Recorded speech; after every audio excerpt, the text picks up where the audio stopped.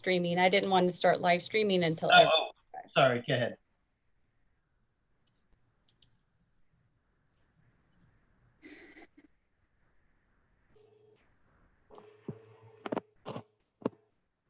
Okay, and now I'm going to start the recording.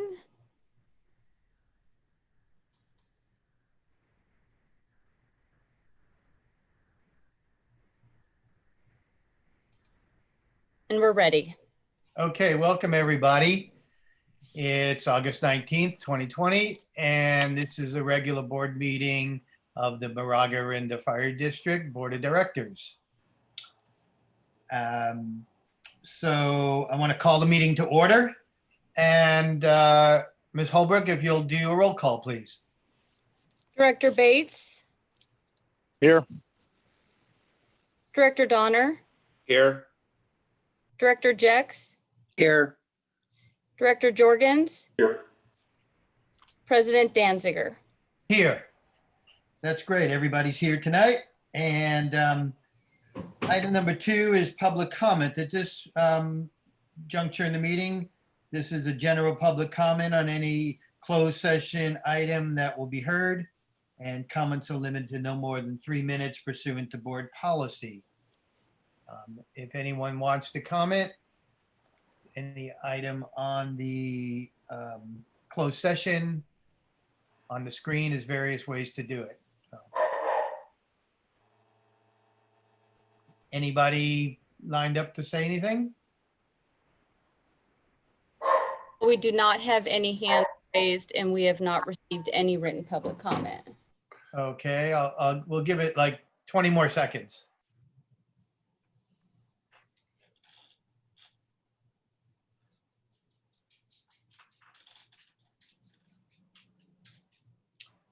Okay. I have a timer going just so we can get open for 1 minute. Just in Okay, go ahead.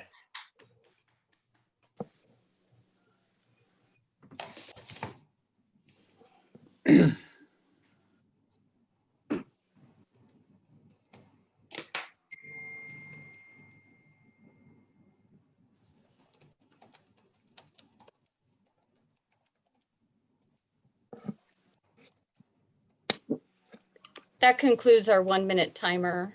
Okay, thank you. Okay, so we'll go into closed session now. So we have to go to the other website, right? The other Zoom meeting. Correct. We leave this one and then we're going to come back to this one later. Correct. We're all doing the same thing. Okay, so we log off. Is that what we do? Yes, you're going to leave the meeting Okay, got it. and then we'll rejoin after your closed session. Okay.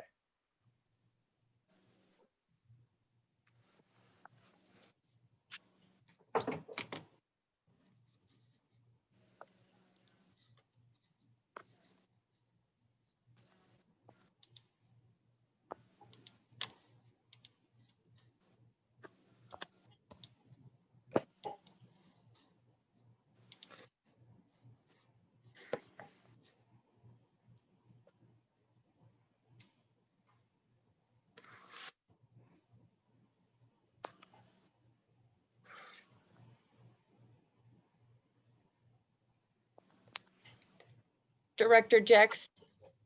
There I go. Okay. Couldn't find one. Leave webinar.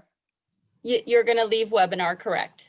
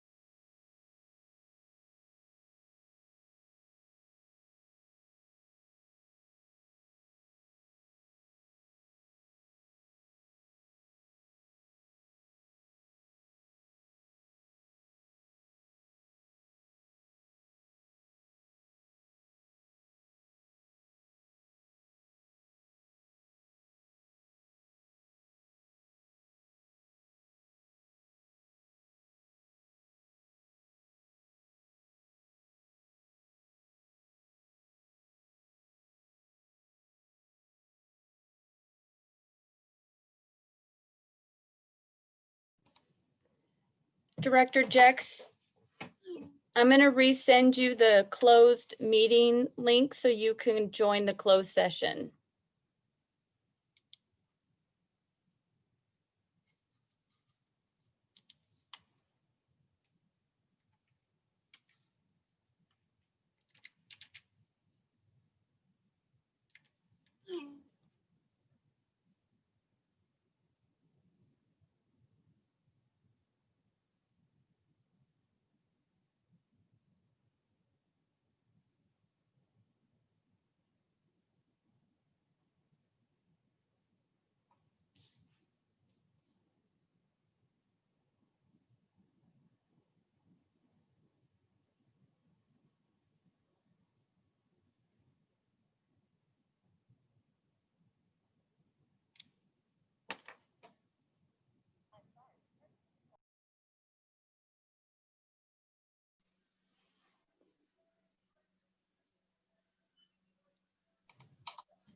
Director Jex, Yes, the closed session meeting has a different link. that's the one I hit at 6:30. They're both for 6:30.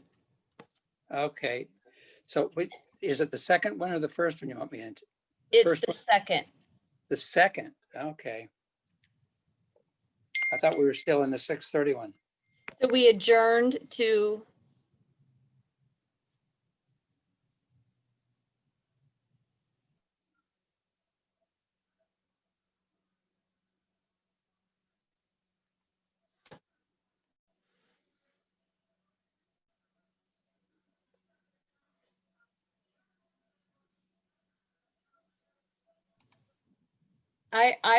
I'll resend you that email right now. Okay, And then sometimes what happens is, the other one said 7 o'clock, so I'm hitting the 6:30, but I don't know. no, they both said 7 o'clock. I mean, 6:30. Okay, all right. So Then that I'll hit link is, that link is coming to you right now.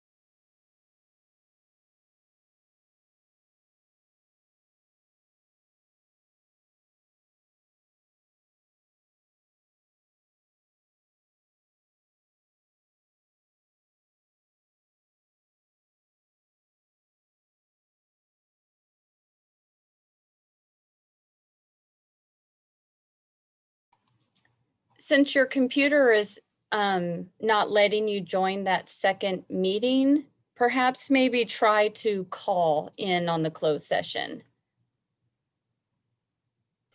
Can you hear me? I can hear you. Okay, Did you hear me? no, go ahead. Okay, so for some reason, your computer's not letting you join this different meeting. Did I just call in? Yeah, go ahead and just call in. Okay, 1-699-900-6833. Yes. And in that email, you have a password. Let me get that.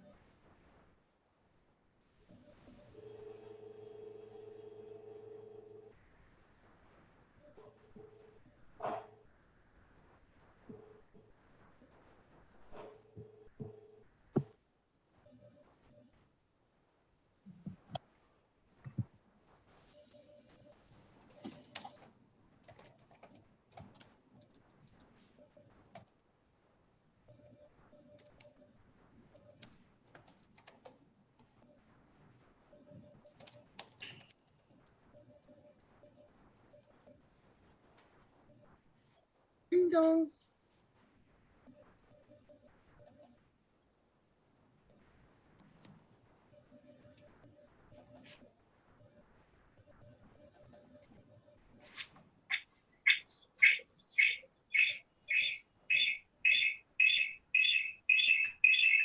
The host would like to unmute your microphone.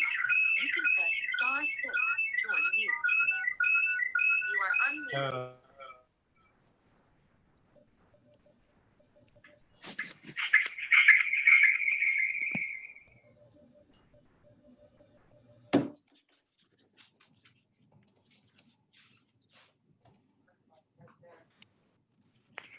Steve, you hear me? Yes. One in, one out. Okay. Got it. Let's see. Is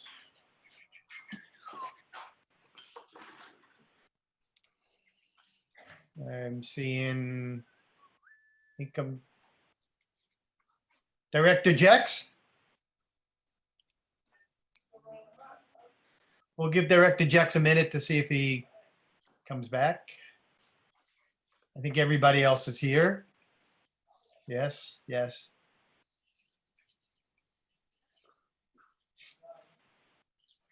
Chief, yeah, Chief is. Okay.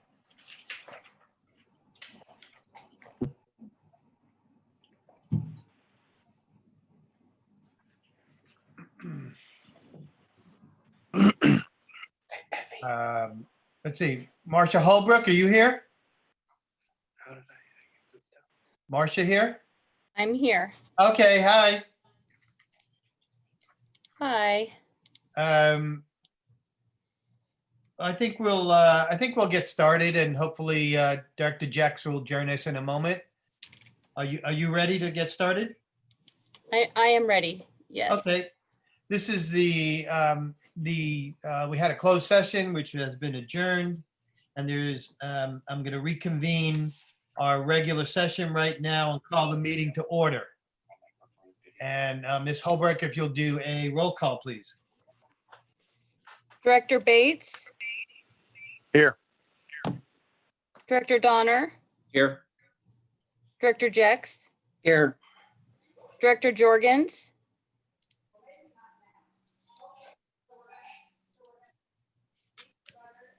Sorry, here. I was on mute. President Danziger. Are here. Okay, all directors are present here.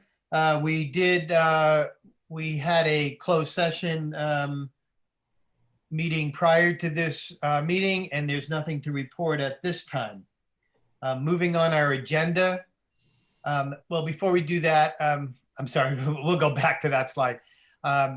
Ms. Holbrook, do you want to explain this, or for people tuning in? Yes, please. Okay. If you can just take a moment to acquaint yourself with the Zoom toolbar. There are multiple ways that you can make public comment. You can have written public comment and send us an email at info@mofd.org, and emails will be read into record by staff. You can make a live public comment, and by participating in the Zoom app, you will click on the raised hand function or send a chat to speak. Staff will unmute participants to allow comment, and participants will be unmuted in the order of hands raised. If you're participating by phone, you can send a text message to 925-388-9166. Include the phone number that you are using on Zoom. Staff will unmute the phone number to allow talking. Staff will announce the last 4 digits of your number to allow comment. Thank you. Okay, thank you. So we're going to move on to number 6 on the agenda, and anybody who's watching the proceedings on Zoom can see the agenda on the screen.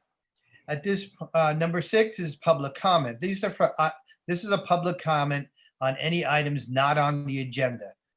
So any member of the public may address the board concerning any item not on the board's agenda, but within the subject matter jurisdiction of the board. Speakers will be limited to 3 minutes unless otherwise specified by myself. So at this time, if there's any member of the public that would like to speak on any matter not on our agenda, this would be your opportunity. And we will give it a minute with the timer.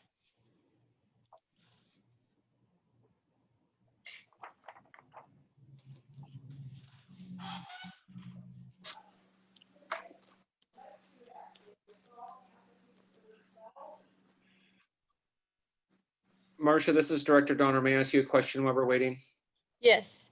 I lost my video and microphone icon on the bottom left-hand screen. I can't figure out how to retrieve that. Do you have a simple solution for me? You should, if you hover down below, it might pop up. Okay. I've tried hovering. Yeah, and or try to make it not a full screen if you're in full screen mode. Okay, thank you. I'll try. We can see you. Okay. That concludes our 1 minute. We have not received any raised hands and we have not received any written public comment. Okay, thank you. I'm gonna move on then to number 7. Item number 7 on the agenda is a public hearing. This is a public hearing on failure to comply with the notice to abate order for the following properties. Declare properties a seasonal or recurrent nuisance and order the fire chief to abate the properties. If the property owner fails to comply with an official notice to abate, a hearing will be held during a regular scheduled district board meeting. At the hearing, the property owner or his or her agent may appear to show cause why the order should not be enforced. For good cause shown, the board may extend the time for compliance with the order or may rescind the order. Service by mail shall be deemed complete at the time of deposit in the U.S. mail. The failure of any person in possession or owner of the property receives such notice shall not affect the validity of these proceedings. Okay, I'll turn this over to staff. Good evening, directors. Before I hand this over to the fire marshal, just like to give the overview. As discussed last month, we knew there were going to be some parcel owners who were not compliant. These are not people who are not aware. There have been a series of lengthy attempts to bring them into voluntary compliance, and we continue to see as we work through the backlog, not backlog, but as we work through the tail, if you will, of the inspections and re-inspections from our outreach efforts over the last several months. We will continue to see some of these coming before the board at our next meeting. We bring this to you with heavy heart. We always strive for voluntary compliance, but these are the cases where the folks on those parcels are just not willing to do the work. With that, I'll turn it over to Jeff Isaacs to go through the items. Okay, Fire Marshal Isaacs, it's all yours. Good evening, directors. In accordance with the California Health and Safety Code and Fire Code, the Board of Directors must hold a public hearing to allow the property owners the opportunity to show cause why the official notice to abate order should not be enforced. Back in April 24th of this year, all parcel owners within the district were sent a postcard outlining the details to our exterior hazard abatement ordinance and the timelines that go with that ordinance. The property is located at 103 Barber Road, 8 Los Ditos, and 30 Ramona Drive. Those properties have a structure on them, and because of that, they were mailed an assessment letter that gave them 30 days to comply. After that 30-day time period, staff went back out and performed an inspection. Finding violations, we issued them a notice to abate, giving them 15 days to comply. After that 15 days, we went back out to those properties, performed a re-inspection, found violations, issued them a second notice to abate. In that second notice, we also noticed them of this date and this lien hearing. And then again, on August 13th, the properties were all sent a letter telling them that there would be a lien hearing and giving them instructions how to log into the hearing. There's a total of 5 properties. 3 of the properties we talked about that have a structure. 2 properties, APN 268-063-010 and APN 268 120017 are large vacant parcels without a structure. These parcels were inspected and given a 15-day notice to abate. Because of their large size and the fire hazards found, we felt that the need to move, give them 15 days and then move to a lien hearing was appropriate. And we did that with the properties last month. After the lien hearing and the declaration by the board that the properties are in violation and they are a seasonal reoccurring nuisance, staff will begin the process to hire contractors and to abate the violations and place liens on the properties. Our recommendation is to discuss, deliberate, open the public hearing, hear comment, review the documentation, close public hearing, and then if the board so wishes to declare the properties a seasonal and recurrent nuisance and order the fire chief to abate the properties. Okay, thank you. So we're going to start with property number 1, right? Yes, sir. Order? Okay. Property number 1 is parcel APN number 273083039. Parcel address is 103 Barber Road. As you can see from the documentation in the packet on the notice to abate that lists the violations and clear pictures of what those violations are. No correspondence has been received from this property owner. Okay. Is there anyone, this is an opportunity, if there's anyone here, either represent the property owner or an agent of the property owner, anyone representing the property, this would be an opportunity for them to address the board. So Ms. Holbrook, is there anyone here for this property that you know of? Anyone raising hand or notify you?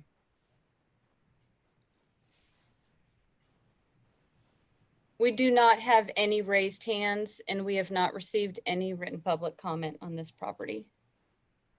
Okay, thank you. Okay, so I don't know that unless board has questions, I don't know we need to go through all the detail on this property, what all the violations are. I think the pictures are pretty self-evident. Excuse me? Well, I do just have a couple of quick questions. Oh, you do? Yeah, I was just gonna say, but if anyone has questions, why don't we go ahead and ask any questions? But I don't think we need a full report on everything unless people want that, what each picture is. My only general question was, Jeff, you said that we went, that we had the inspectors go out and, inspect and write the violation and then go back the second time. So did the people do anything in between all these things, or was it literally they found exactly the same thing every time they went out? On these properties, sir, they found the same violations after the multiple inspections. And staff goes up and tries to, because these properties have a residence, they do knock on the door and attempt to make contact and educate the homeowner as to the scope of work and the violations. But they didn't make any contact? Correct, sir. Okay. So they've been 100% non-responsive, I guess is the point. Yes, sir. Okay.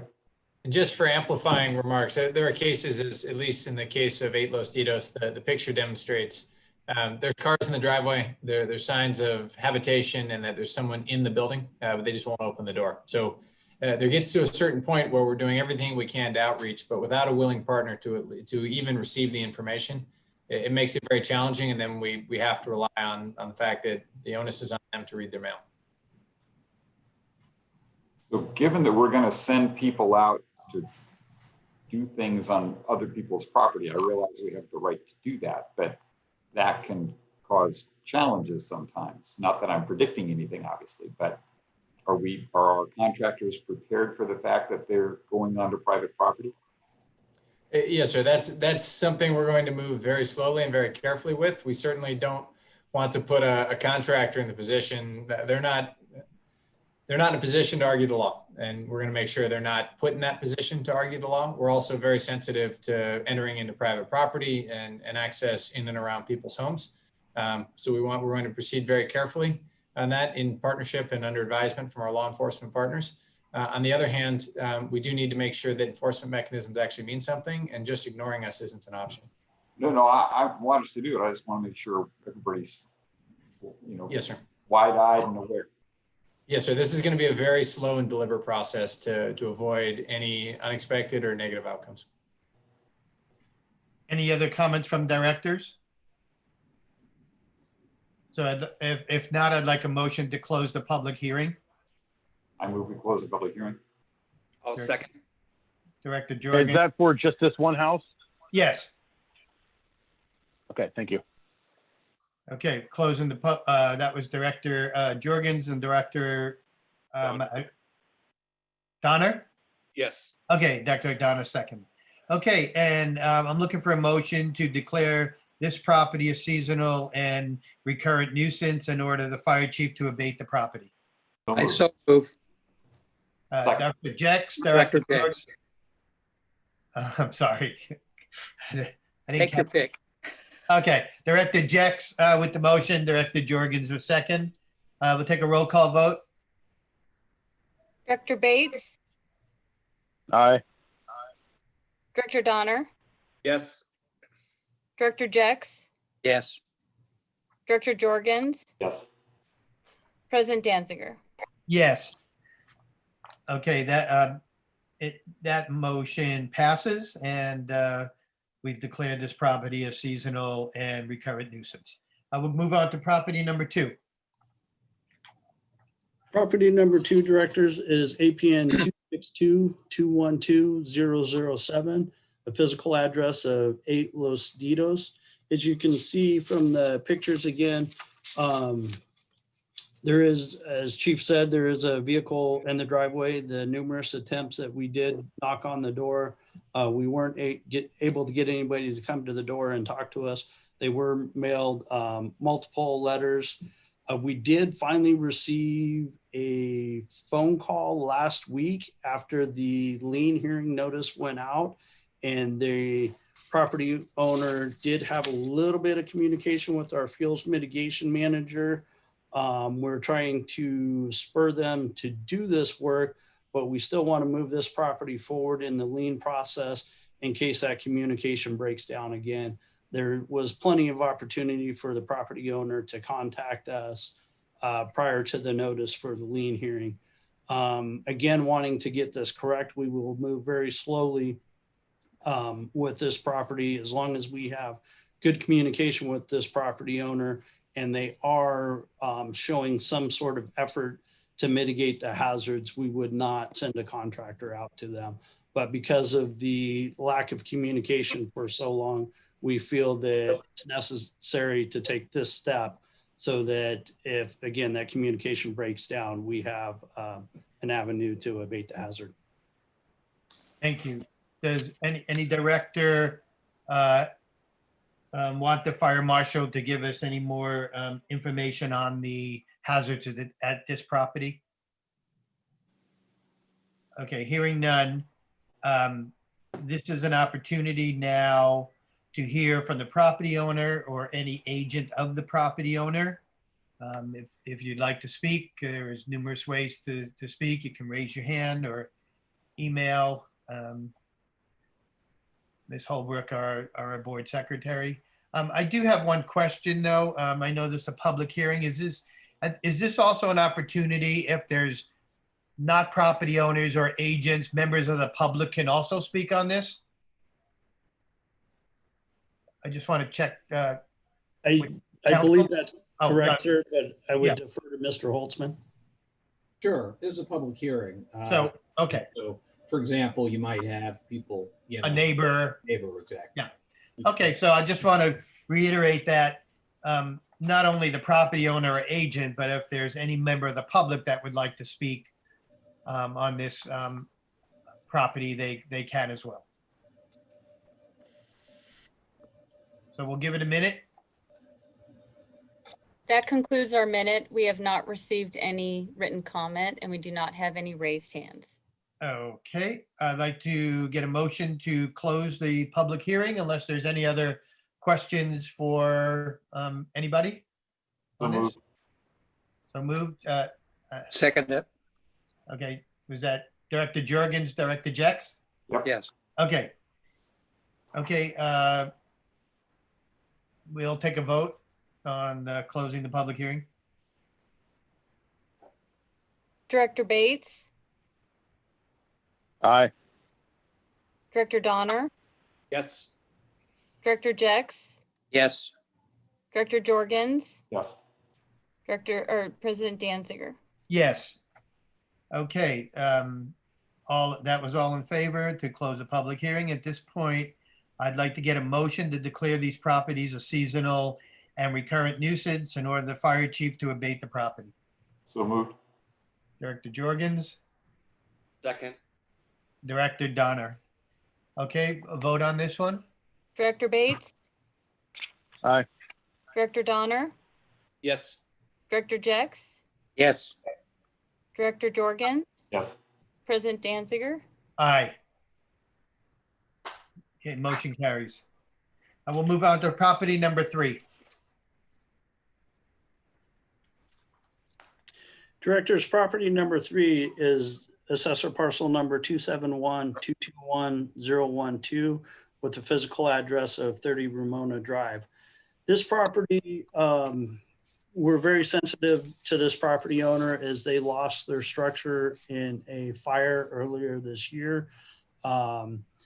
The city is working with the property owner as well to abate some hazards from the municipal code. We've received several complaints from neighbors on this property, and we had zero contact with the property owner until yesterday afternoon.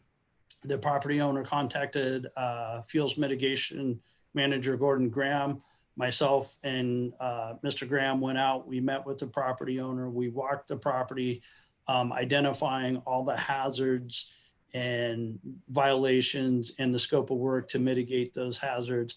We did tell the property owner that we would continue with our process because he was non-responsive for so long, that we would move this to the lien hearing and recommend that the board declared a nuisance. But again, we would stop after that process. We'd continue to communicate and work with the property owner to gain voluntary compliance before we send a contractor out there. Again, it's just due to the property owner ignoring us, lack of communication for so long, that we feel that it's appropriate to take this next step. Okay, thank you, Jeff. I just want to say that I also did receive some correspondence from some of the neighbors, though the issues that the neighbors had contacted me about was not about the vegetation that needed to be mitigated. It was more about the structure, and I directed them to talk to the city about that part. So at this point, this is an opportunity for the property owner or an agent of the property owner to address the board. And so we'll have a timer on for 1 minute to see if anyone or a member of the public would like to speak on this.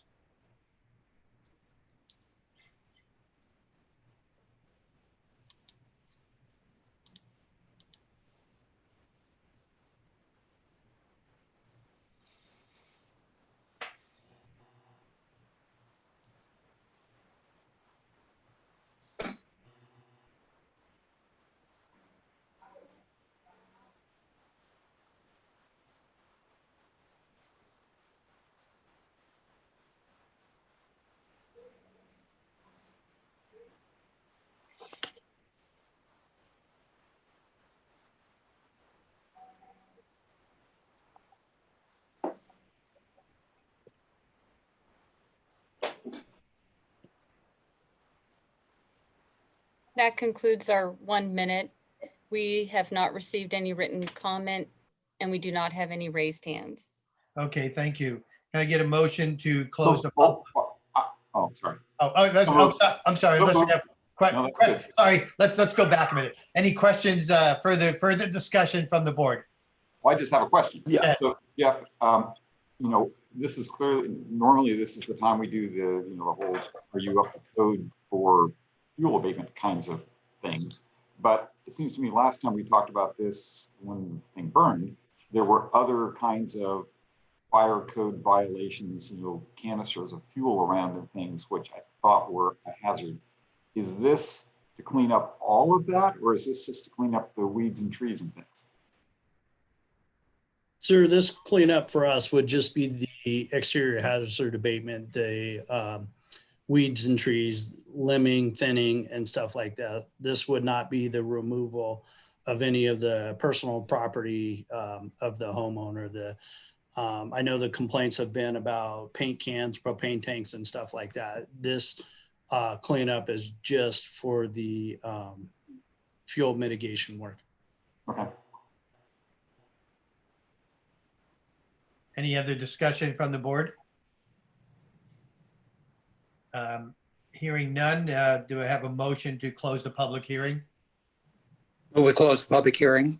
Director Jex. Okay, Director Jex, seconded by Director Jorgens. Do a roll call on this. Director Bates, Aye. Director Donner, Yes. Director Jex, Yes. Director Jorgens, Yes. President Danziger. Aye. Okay, the motion to close it carries. Now I'd like to get a motion to declare this property a seasonal and recurrent nuisance in order for the fire chief to abate the property. So moved.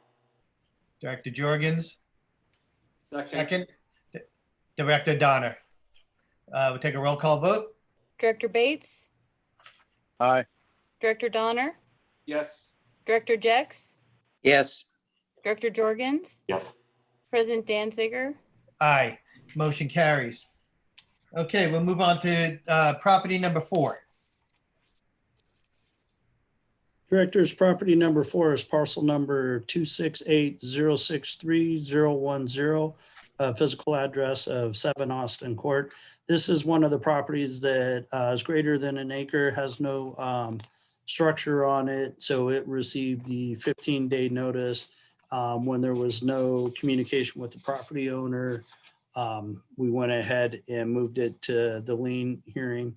As you can see from the pictures there, a lot of brush, a lot of grass, a lot of very hazardous combustible vegetation that needs to be removed. Okay, I have one question on this one. Was this one originally one of our properties that was going to be inspected, or was this a complaint? You know? I do not know if this was a complaint property, sir. Okay, that's okay. Just, yeah, I was curious. All right.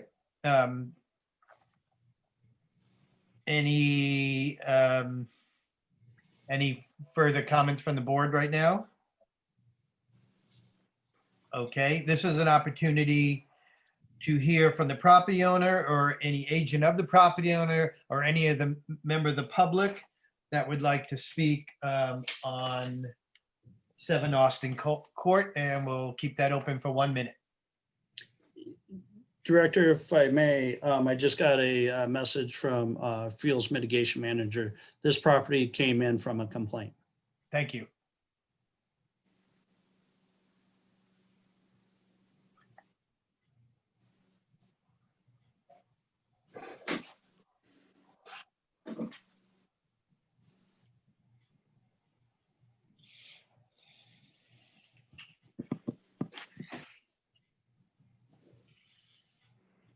I'm going to ask the same question about number 5, so if Gordon knows that.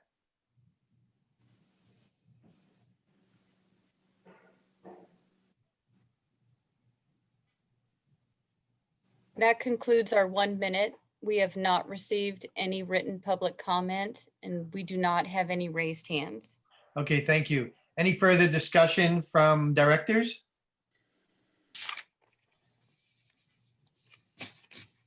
Okay, like to get a motion to close the public hearing. So moved. Move we close. Second. Okay, I didn't get who made the motion. Jackson John. Jorgens. Okay, Yes. Jackson Jorgens, thank you. Okay, vote on, roll call vote. Director Bates, Aye. Director Donner, Yes. Director Jex, Yes. Director Jorgens, Yes. President Danziger. Aye, motion carries.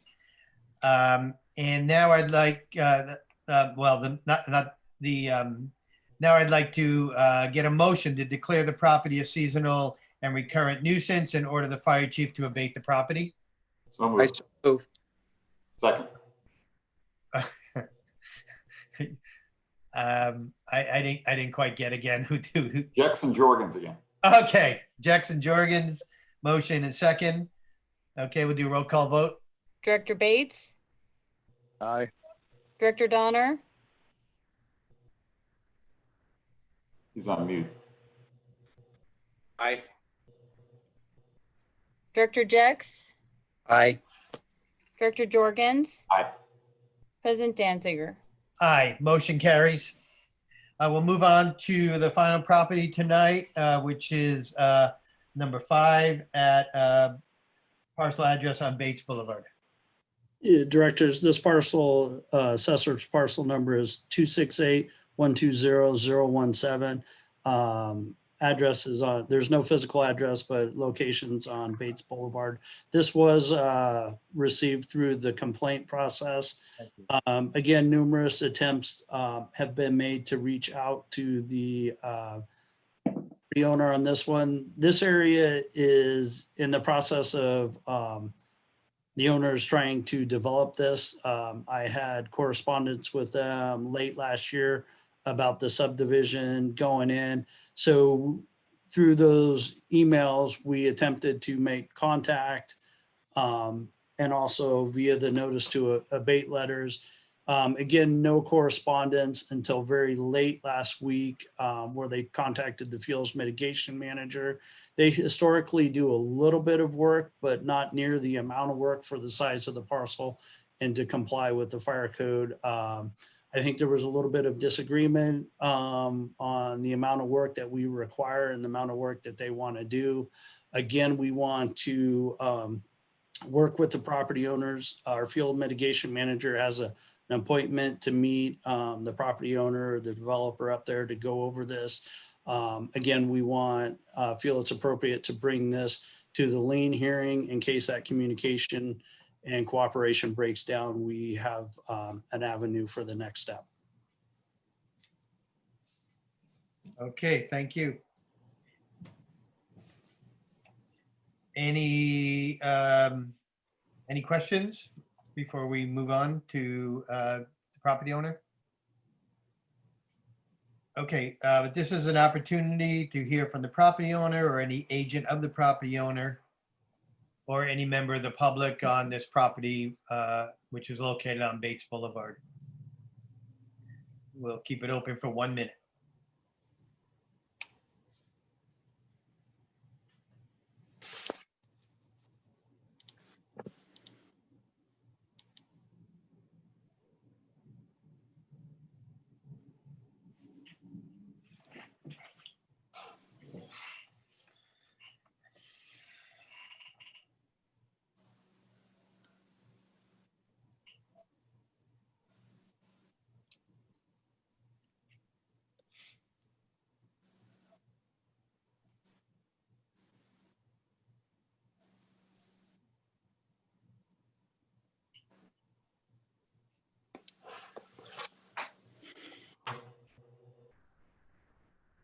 That concludes our 1 minute. We have not received any written public comment and we do not have any raised hands. Okay, thank you. Any other discussion from directors regarding this property on Bates Boulevard? Hearing none, can I get a motion to close the public hearing? So moved. Second. Director Jorgens, Director Jex, roll call vote to close the public hearing.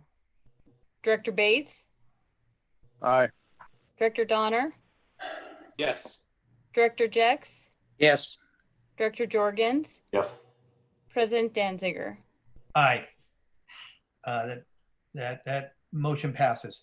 And now I'd like a motion to declare the property a seasonal and recurrent nuisance in order the fire chief to abate the property.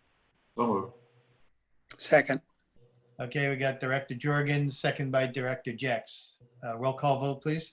Director Bates, Aye. Director Donner, Yes. Director Jex, Yes. Director Jorgens, Yes. President Danziger. Aye. That motion carries unanimously. I want to thank the fire marshal and all staff for bringing this hearing forward to us. And, I think the property owners, after last month's lien hearings and these, I think property owners should be put on notice that these are going to continue. And we're going to be taking action to abate these properties.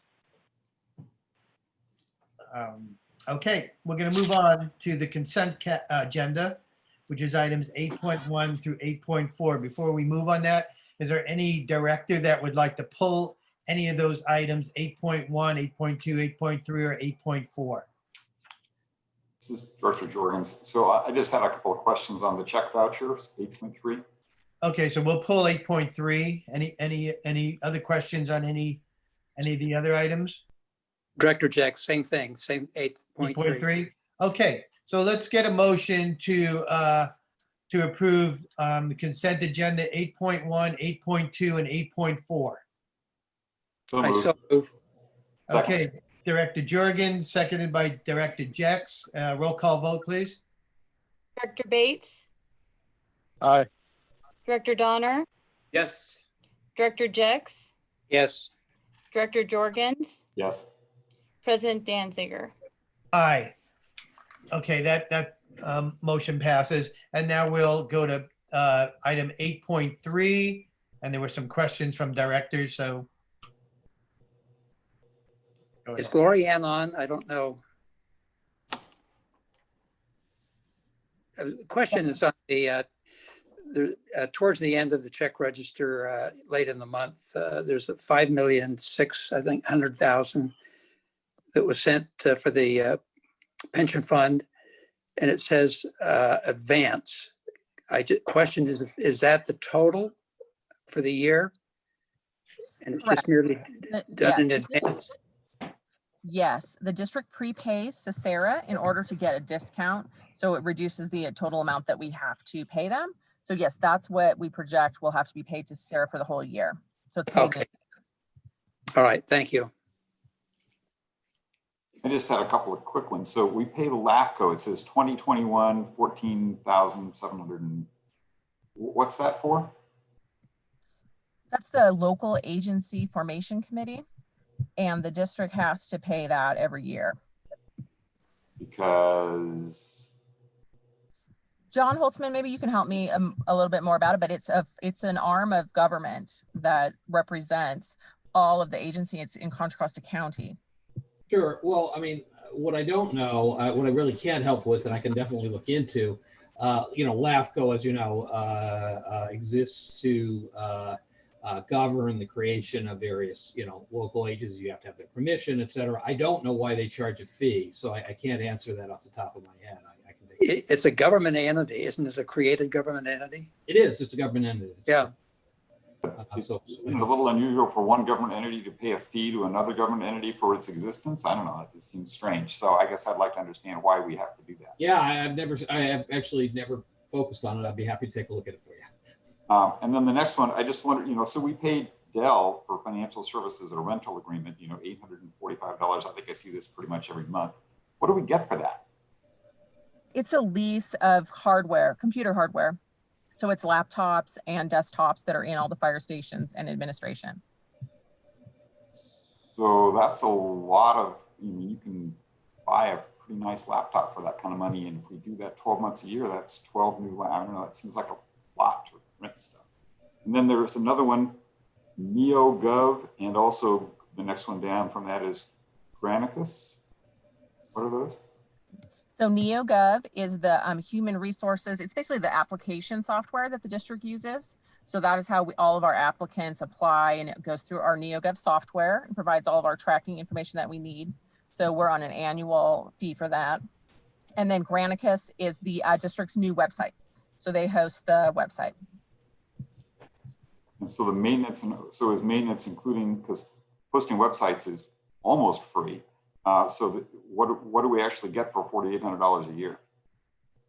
We get to use that's how we created the district's website, and it's all managed by Granicus, and they created it, and we So they get, create it for that also and maintain it, meaning you give them content and they put it in? no, we put now that it's up and running, then we post the content to the website. So is this an ongoing $4,800 or a one-time thing? No, it's for a I think it was a 3-year agreement, so it's gonna be $4,800 each year. Wow. Because, websites cost even, that's a big number for a website. You can get them for $75 a year. Since you're doing all the maintenance of it and everything. But okay, so we should talk about that at some point. That was and then there's one more. It was R.H. Hughes voice amps. That was, let's see, let me find it. Do you have the check number for that? Oh, there it is. R.S. Hughes, $10,000. Scott Epic voice amps. Chief Winokur, maybe you can help me. That has to do, the Scott is the SCBA units that the firefighters wear. So Chief, Correct. that is more. It's the voice amplification system that's mounted on the masts that allow firefighters to communicate both to the radio or to other firefighters. A full face mask with supplied air has a muffling effect on the voice. And this is the voice amplifier overcomes that by allowing them to communicate. Great. So that was it. Thank you. Any other questions from directors on item 8.3? Is there, we already voted on the other ones, but is there any member of the public that would like to speak on any item on the consent agenda? This would be your opportunity.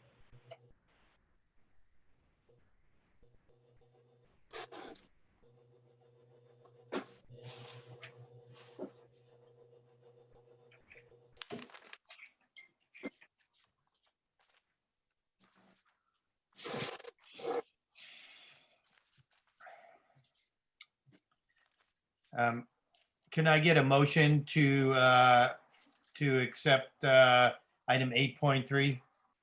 So moved. Second. Okay, Jorgens and Jax, let's just hold off on, we'll vote on that till we get the minute.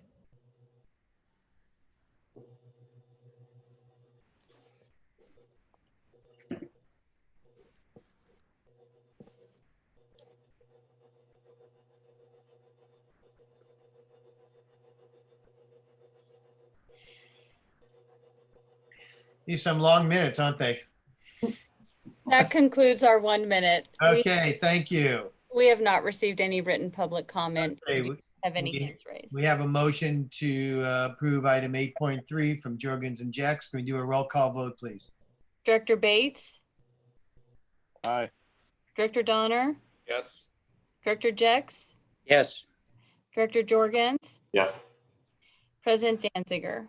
Aye, motion carries. We'll move to regular agenda now. It's item 9.1. It's, this is a carryover from meeting from last month's meeting. This is a fund balance policy review to adopt resolution 20-10, classifying the various components of fund balance as defined in government accounting standards board statement number 54 and adopting a revised fund balance policy. President Danziger, members of the board, the district's fund balance policy requires annual review by the board. The policy has been reviewed by staff along with various risk areas facing the district. Due to COVID-19, the district is facing additional short-term risk in the areas of ambulance revenue and fire prevention revenue. The district is also facing long-term risk in the areas of property tax revenue, pension expenditures, unfunded liabilities, and capital replacement. The existing policy requires the district to maintain a minimum fund balance in the general fund of 17% of budgeted revenues, with a goal of achieving a 50% year-end general fund balance in the long term. Staff recommends the board adopt resolution 20-10, which includes no changes to the current fund balance policy. Thank you, Ms. Sasser. I think we'll just open this up to public comment right now before the board has a discussion. So any member of the public that would like to speak on item 9.1, this is your opportunity. Instructions are on the screen. And we'll give it the minute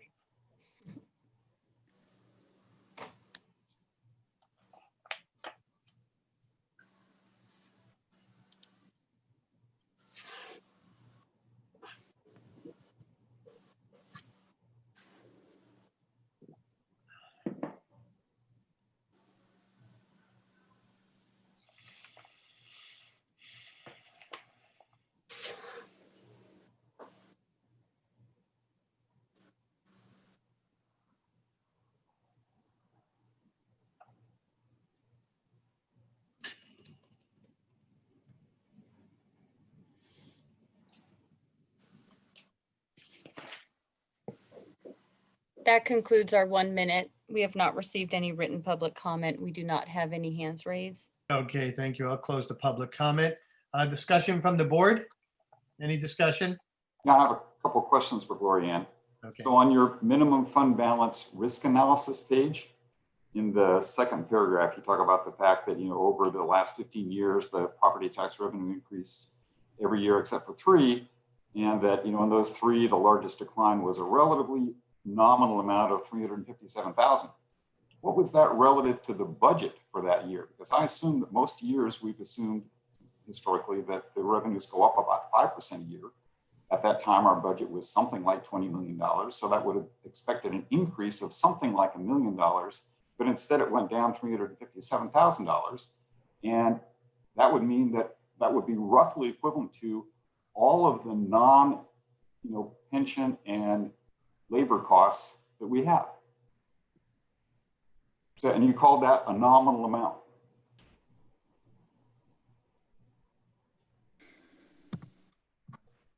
So I'm sorry, can you repeat the question about what the percentage of the budget is?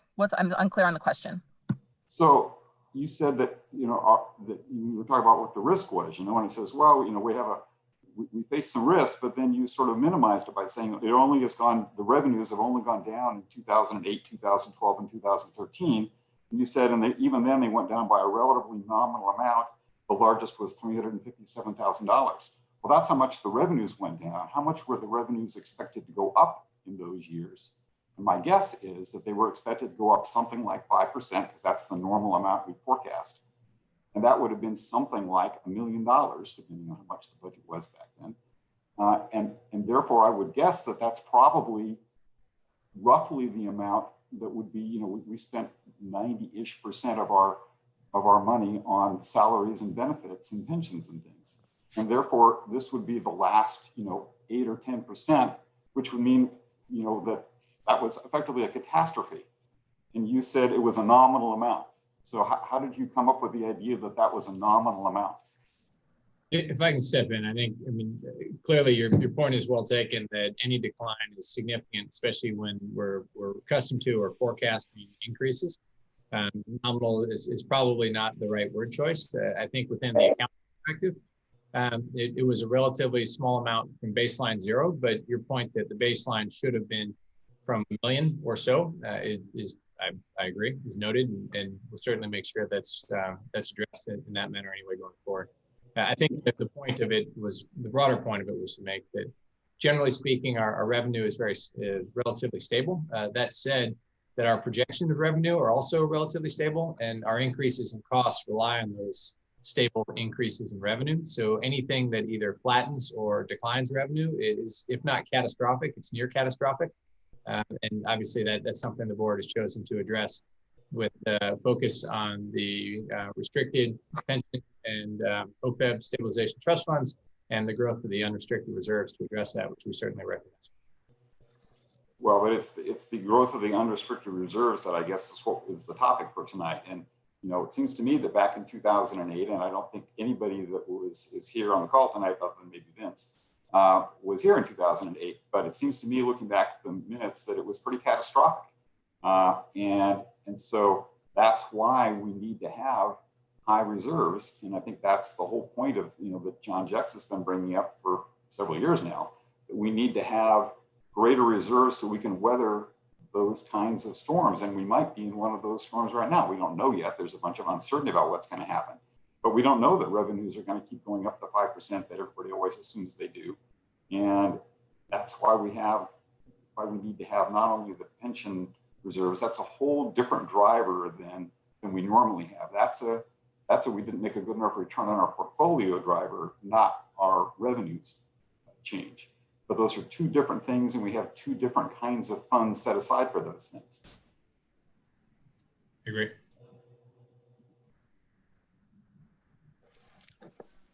Further comments from the board?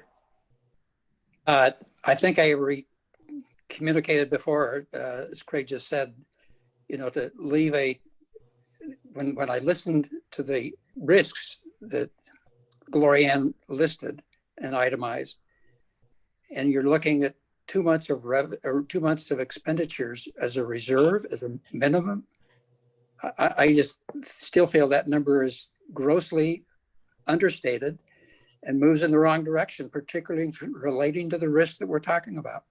To identify the risks and make no change to address the risks, I think is really being incompetent.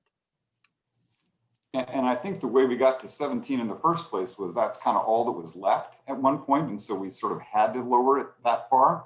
So, you know, I don't think there was a lot of basis other than, gee, if we don't do this, we'll be in violation of our own rules back when we got to 17. So that's why I think it needs to be more than that. So, you know, people like San Ramon, for example, have, you know, 50, 60% reserves. Ours is, even our goal isn't as high as they nominally have. And so the idea of it being, you know, a third of that just seems ludicrous to me. Therefore, I would propose that we change it to at least 30%.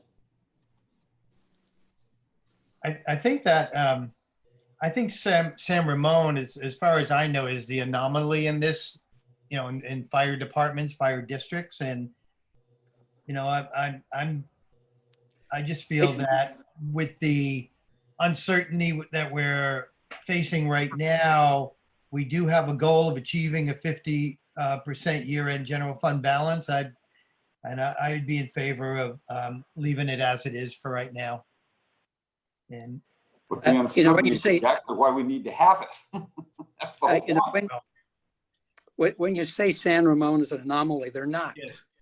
I did an evaluation that I shared with the board 2 or 3 years ago when this issue came up, particularly in terms of our disclosure, which I felt was inadequate in our financial statements with regards to the risks and how we were going to deal with the risks. And so I did about 10 agencies, 10 fire agencies in Northern California. Most of them have in excess of 50, substantially, and of course, San Ramon substantially. Their revenues in a year at the high was $10 million over their expenditures. They add to the reserves, and therefore they're able to fund capital expenditures and everything. And they have reserves for uncertainties as well that they identify. And so they're not the anomaly. I don't think you can say that you know, they're kind of in a special category. They're not. I think we are in a special category of being one that's underfunded to deal with the risk that you're dealing with. Okay. Any other discussion?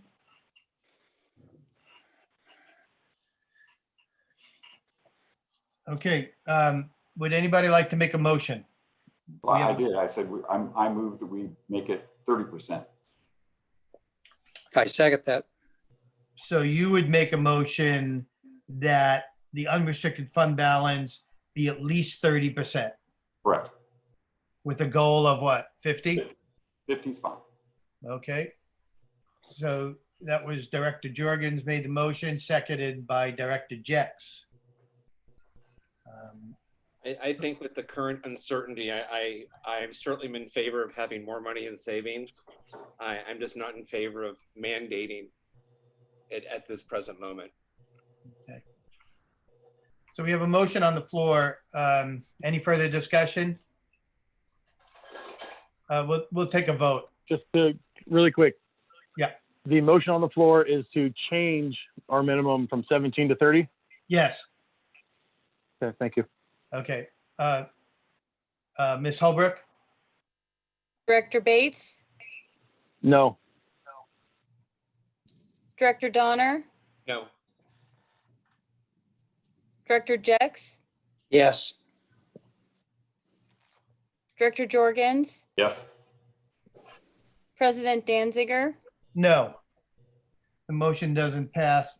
Do I get it? Does somebody want to make a motion to leave the fund balance policy as is? I would make a motion that we leave the fund policy as is at 17% minimum and a goal of 50%. Second? I would second that. Okay, we got Donner and Bates. Any further discussion? I just think that everything I've heard everybody say is we have too much risk right now, so we shouldn't increase it. And that's exactly why we should increase it. That's the whole purpose of it. By the way, it's not a savings. It's a miscategory. What you're talking about is a general fund reserve to pay ongoing operating costs, including labor. And if you only have 2 months and you have a hiccup and you can't pay your labor costs, you're in trouble. So it's not a savings account. This is not tucking money away. This is putting money which needs to be there to operate successfully. And I think I reminded to you last time when the city of Moraga had a couple of hiccups, their reserves fell below 50%. Within 2 years, they were back to 50%. And they were celebrating, we now can take care of our own needs. The other big risk that you're talking about when we're doing abatement, we're going to have to be funding that abatement out of our pocket. We're going to have to borrow money during the second half of the year to fund the abatement activity. And there's going to be a period of time when the larger it gets, the more money we need in reserves, or we're going to be borrowing to pay for things that we may have to wait to get our recovery. I just think it's really being irresponsible in my view, but anyway. Okay, we got a motion on the floor. Let's call the vote. Director Bates, Aye. Director Donner, Yes. Director Jex, No. Director Jorgens, No. President Danziger. Yes, motion passes. We'll go to item 9.2 is to approve the establishment of a joint fire prevention ad hoc committee with the city of Orinda and the town of Moraga. Good evening, directors. On May 5th, 2020, the city of Orinda established a city council subcommittee to meet quarterly with representatives of the district board and allowing expansion to include the Moraga Town Council members. The purpose of the joint committee is to ensure the success of community fire prevention efforts. Working together, the city of Orinda, town of Moraga, and the district can ensure the separate agencies are up to date with fire prevention efforts underway, can identify where the city and town need to assist, and can examine any opportunities to leverage resources. The City of Orinda committee will consist of 2 city council members. The MOFD directors listed below have previously been appointed to liaison roles with other local government agencies. At the May 2020 regular board meeting, the MOFD board appointed all 5 members to serve as a committee of the whole. Subsequently, the subcommittee agreed to 2 members from each participating agency. As such, board action is required to appoint 2 members of the MOFD board to serve on this committee. Thank you, Chief. At this point, excuse me. I'd like to open this up for public comment. Any member of the public who would like to speak on item 9.2, this is your opportunity and the instructions are on the screen. We'll leave this open for 1 minute.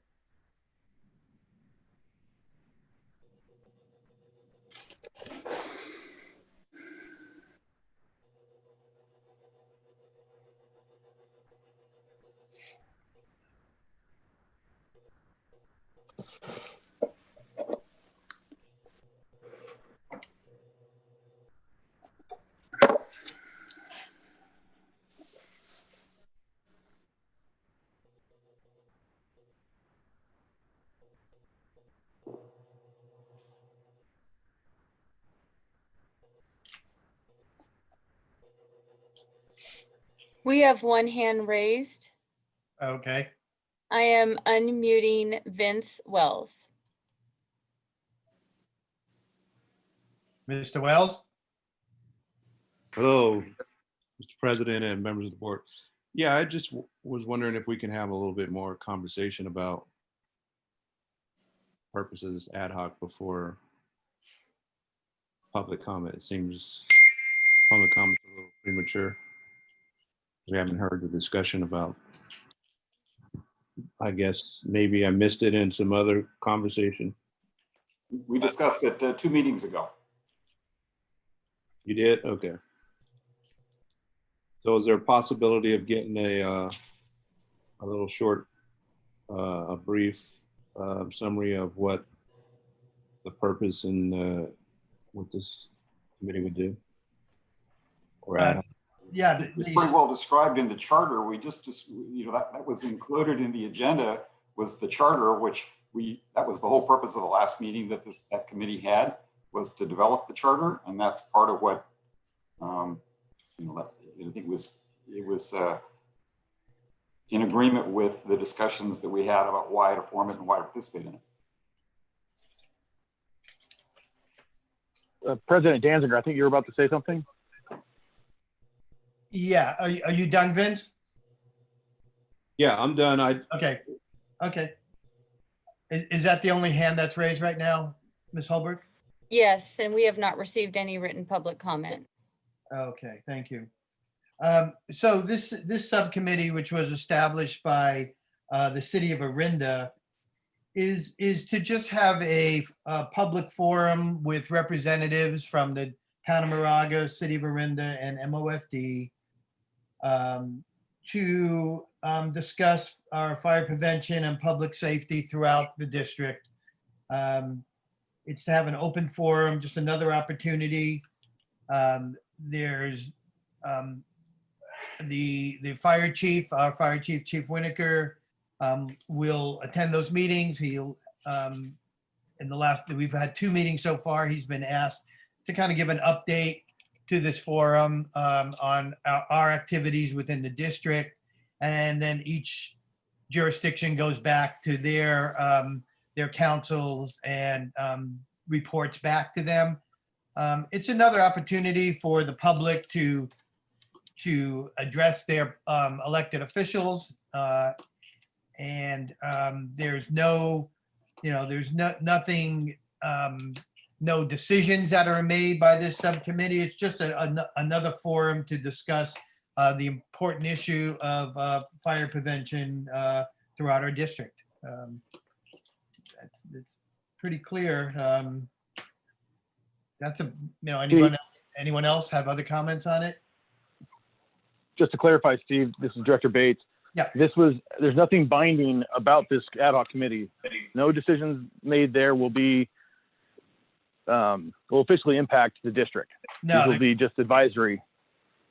There would be no, I mean, the only thing that when I met with the mayors of the town and the city to talk about the charter, the only thing that we could even come up with that we might even have to take a vote on is who is going to be the chair and the co-chair of the subcommittee. There would be really no voting activities for the committee. So, right, there's no policy making. It's just an opportunity for us all to sit down and talk about issues. For instance, which I think was a good thing, one of the items that came up at our last meeting, though briefly, but both the city and the town were made aware that they both have properties that are out of compliance with the fire code. So, it's kind of, it was just an opportunity to say that in public, and both of them acknowledged that they knew that, and they would be talking within their own jurisdictions about how to address that. So the authority, or actually lack thereof, is well described in the charter that is attached on the agenda. Yes. I also, this is Director Donner, Vince. I think also, I think one of the goals of this is, I think fire prevention, especially, considering what's going on in the Bay Area and the state right now, is just to get a better working relationship with the town and the city. We are all kind of in the same boat, but really have no dialogue with each other.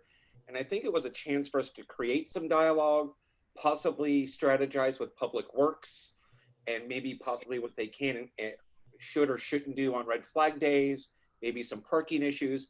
It was just to open up some communication with the town and the city. Okay. Would you like to close public comment? Oh, yes. Let's close the public comment. Thank you. Is there any other discussion on this? And what we need to do too is, originally the entire board was going to be a member of this subcommittee, and And subsequently, now it's only 2 members. So we do need to vote on 2 members to represent MOFD on the board. So first of all, any other discussion on this subcommittee? And so right now, originally it was going to be 3 members. It was going to be myself, Director Jorgens, and Director Donner.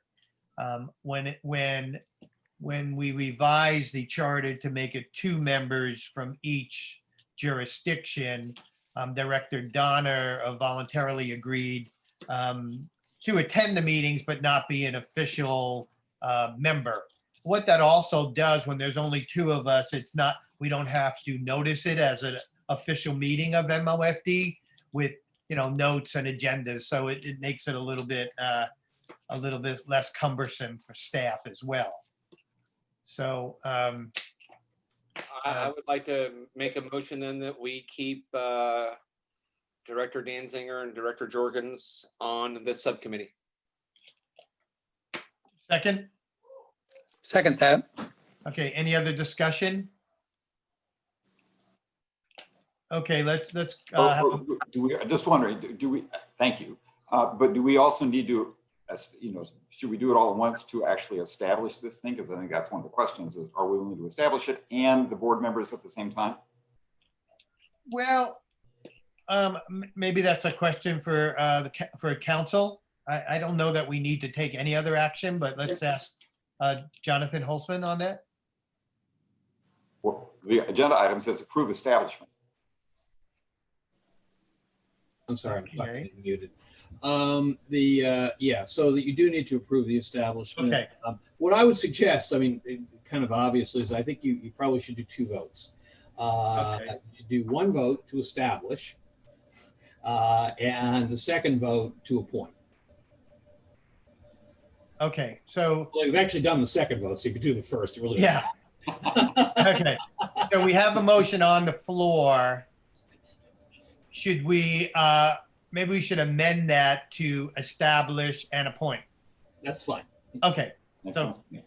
okay, so Donner, Director Donner, you made the motion. Can you, I will revise my motion that we appoint the 2 directors to the committee. And how was it worded the first one? To establish the committee and to appoint directors Jorgens and Danziger to be the representatives of MOFD on the committee.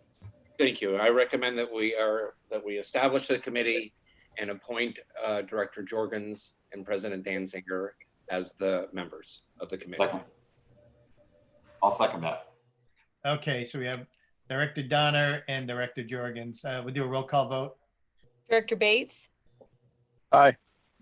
Director Donner, Yes. Director Jex, Yes. Director Jorgens, Yes. President Danziger. Yes, the motion passes. Item 9.3 is to authorize the fire chief to enter into an agreement for contract services with 6 contractors in the amount not to exceed $90,000 each for weed and hazard abatement services. Good evening, directors. Some background information for you is, from the meeting tonight, last meeting, the fire code official is authorized to notice properties that have a fire code violation on their properties.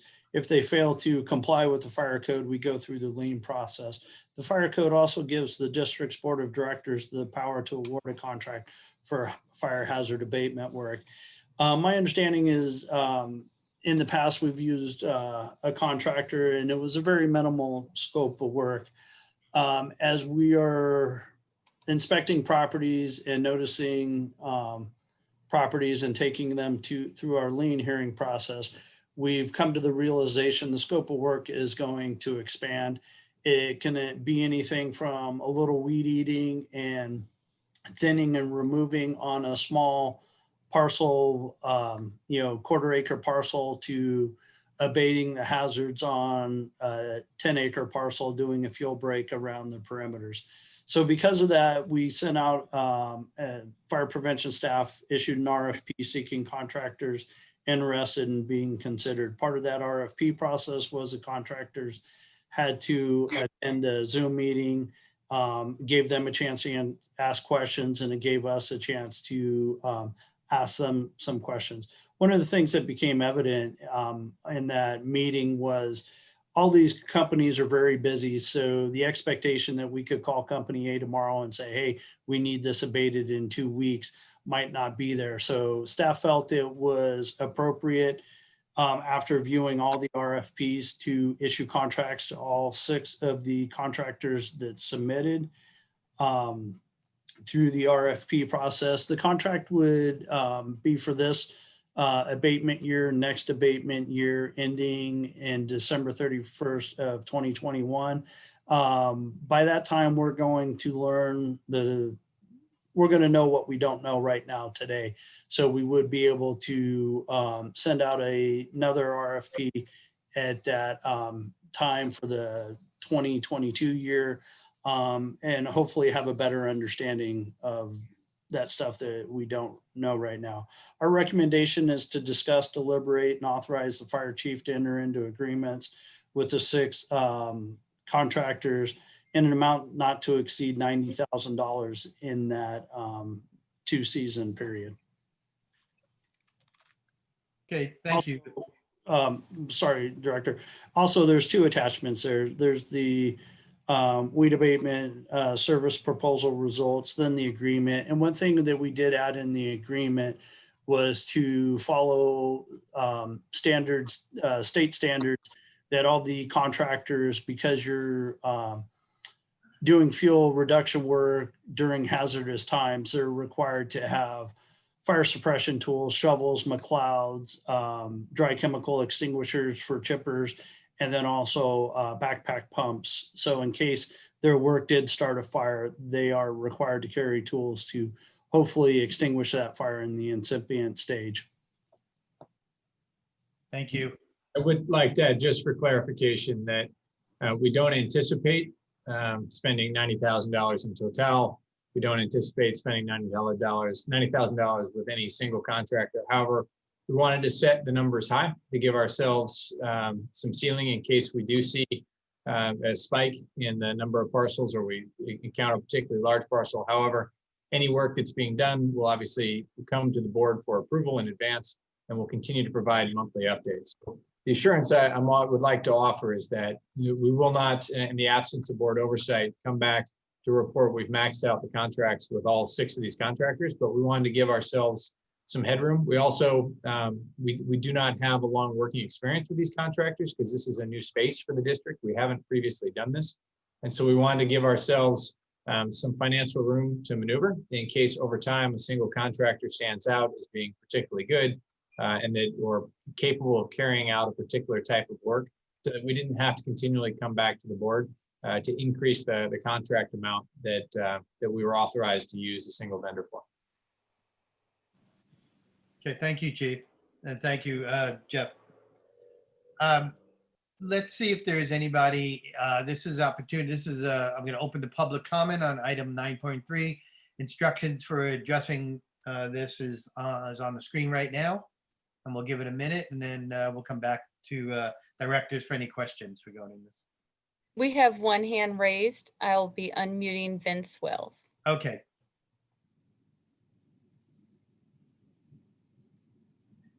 Yeah, let me apologize. Obviously, there's fires going on all over the place, so multiple agencies involved, and so been a little distracted. So I just want to apologize for not being up to speed on my homework here on this topic. But I would suggest or like to have a conversation with the chief prior to approval of this. You know, especially when it starts getting into, some of the crews may get into activities that, you know, are responsibilities of our bargaining unit. We do support the process and we just support what is being proposed, but we just haven't had an opportunity to talk about it to the level I think necessary for our members to understand. So I would ask if you could put this off for another meeting and allow us to meet with the fire chief. Okay, thank you. And any other member of the public want to speak? We do not have any more hands raised, and we have not received any written public comment. Okay, so let's close the public comment section right now. Just to address Vince Wells on his comment, I don't think we'll put this off because in our last meeting back in July, we did approve the lien process and on, I believe it was 8 properties that we need to get working on ASAP, and we just approved additional ones today. So I don't think this is gonna, be something I don't envision it starting tomorrow. So I think there'll still be an opportunity for you to talk to the chief, and I think that the chief is sensitive to this type of program and what they can do, and I'm sure they will not be doing something that any member of a local 1230 would be doing. So I just don't think we can put it off right now. If we put it off now, it would either be a special meeting or we'd have to carry it all the way for a month from now. And I just think that's too late. It's time to get going on the previous. So I'll just say this is chief, if Vince has concerns, maybe you two can talk about it before we, see what those concerns might be and just to talk about it. But I don't think anyone would be ready to put this off because of the urgency of it. So that'd be my comments on that. Any further comments from directors? Because I have just a couple of just general questions. So on the Fire Marshal Isaac, you talked about the requirements to have some tools there in case of fire, and I also read about the insurance requirements. So I know tonight we're voting on to authorize the chief to enter into agreements. At what point do you check to see that everyone meets the insurance requirements as well as the other requirements?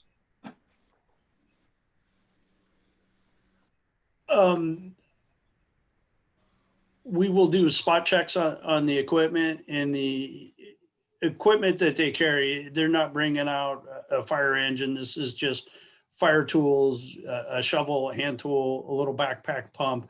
This is required out of the Public Resource Code. So CAL FIRE and the U.S. Forest Service use this type of language in their contracts. All the PG&E tree contractors have to comply with the same Public Resource Code. For the insurance questions, Director, I would defer to Glorianne on, I believe they have submitted that as part of their RFP package, but we can absolutely make sure they comply with everything. One of the other concerns that we have is when they're driving a chip truck or something like that, that they have the appropriate driver's license. Yeah, I know several of these vendors here for who work in this community, and I just want to ensure that their insurance requirements are that we get to actually see the paper, everything is current, and I just want to assure the public, and I want assurance to the board here that those everything will be in order before any of these people have their boots on the ground working for us because of the Yes, nature of sir. the job. Understood. It'll be slow and deliberate, and we committed to getting it right. So we will make sure that we dot the I's and cross the T's, and they have everything they say they're supposed to have, and like it's written in the contract. Good. So John Holtzman, to follow up on that, that's a good idea, Steve. But for example, if we're going onto somebody's property, do we need to have the people whose property we're going on to being also insured? Because if they start a fire on somebody's property and burn down their house, pretty sure they'll get sued. And then we'll probably get sued, but somebody's going to get sued in there. So I'm just wondering what kind of, just having insurance is one thing, having, them be and also insured is another, named insured is another factor that we might want to get legal counsel's advice on. Yeah, I'll take a look at it. I think what we can do, we'll just look at the contracts that other fire districts have entered into to see if they require that the homeowner be named as an additional insured. Any other discussion by directors? Any questions? Anything else? Yeah, this is John. Question on the, Go ahead. I just wanted to clarify on the 90,000, is that total for all these companies, or is that set aside for each of them? Each. It's not set aside. It's a ceiling that we cannot exceed. So it's a 90,000. It's a contract not to exceed $90,000 each for weed and hazard abatement services with 6 contractors. We don't anticipate maxing out any of them. That said, having not worked at this scale before and not worked with these contractors at this scale before, our concern was if we set the number lower, we might reach the ceiling per contractor too early if we discover that a contractor is particularly well suited to a type of work, and there's a lot of that work. So the amounts will be subject to board approval on a parcel by parcel process as we continue the lien hearing process, as we have this meeting and the previous one. But the contract amount was set as a ceiling so that we did not have to come back to amend the contract at a later date for the board. That said, the board still has control over the amount of work on a parcel by parcel basis. Okay, so that's 90 for each one, correct? That's correct. Yeah, total, like what we're talking about is 540,000. Exactly. I think that I think it would be all right. It would be prudent to maybe push this off and discuss that a little bit more. It's a lot of money that we're authorizing. Well, we're not, as the chief explained, we're not authorizing. He set the amount high so he doesn't have to keep coming back to us. But I mean, I heard the chief say he has no intention of spending that much with each. And Chief, am I hearing you correctly that you have to come back to the board? Every parcel that is taken to a lien hearing requires board approval. Right, but we've already done it. Like last meeting, we did it for 8 parcels. So the amount that we spend on each parcel, you don't come back to us again. We do. All the expenses have to be approved by the board. Okay. Remember, this isn't coming. I mean, it's effectively a loan. We get paid back because the county puts a tax lien on it, or sends them a tax bill next year. We learned in the last meeting, so we might have to be out the money for up to a year, I guess. But it's not an expenditure that's taking away from something else. This is why you need reserves, by the way. But it's because we're going to sooner or later the landowner has to pay us back, one way or the other. This is a question for Gloria, and this is Director Jex. We talked about the lien process, and since what we're talking about, I think from the motion, which I agree with, proceed as soon as we can, because it's important, I think, to follow through quickly with what needs to be done, hopefully in advance of a little bit of the fire season, some of it. But we're talking about over a year's period, if I understood from the thing, that this is from now until the end of the fiscal year, or what's the period? Because the tax lien process depends, and our ability and the timing of recovery will have to be timed in a certain way, I think, in order to minimize the amount of time that we're going to have to wait to get recovery. If not, we're going to have a substantial receivable, which will be building over a period of time. And if we miss the lien date by a month or something like that, then we have to wait another, 11 months or 12 months or whatever it is. So that's correct. So how it works is that this year, the tax roll deadline is September 14th. So any work that we do between now and September 14th, that money, we will place that on the tax roll, and the district will get that money back the following month in October. However, anything that's done from September 15th until the next tax roll, then the district will have a receivable for that time, which will be about a year. Like you said, 12 to 14 months would be the most. So most of this we're talking about, there's going to not maybe some, it's hard to say how quickly they'll respond. But the vast majority of what we're going to incur through this authorization is probably going to have to be financed for up to a year. Correct. Okay. So Chief, I guess I'm a little confused too. You said we just approved doing the,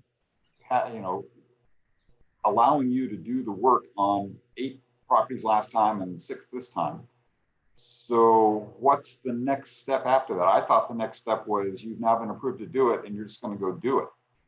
Yes, sir. And once we have done that, and once we have a bill from the contractor, those bills come back before the board. The board approves the levying of the lien, and we record the lien with the county. So the challenge we have with all of these is that while we can certainly give an indication through the pictures and the staff report of the size and scope of the work, we don't have an actual number to complete the work, and it would be very challenging to get an actual number until the work is completed. So there's a chicken or an egg with regard to your question, that the process of the board approving us to do the work is then followed by us bringing a bill back to the board, which the board approves, and then the lien is filed. And then obviously the lien plus an administrative fee is recouped through the property tax process. So do we hire these people to go do it, by the hour or the day or something, or do they bid on each project? They can either bid on each project, or we can assign the work based on either capability or availability. So it really becomes a matter of the efficiency of the process. If we hold a lien bid on each property, it slows the process down. Obviously, if we rotate it or assign it to those who are most capable of doing the work on that type of property, it speeds the process up. Chief, would it be possible maybe to get a couple of bids, maybe one with the light grassy fuels and maybe with some tree removal, and kind of get a concept on what these invoices would look like? I mean, I think the answer to that is we have an understanding. It was included in the RFP of what their cost per hour for different types of fuels and fuel work is.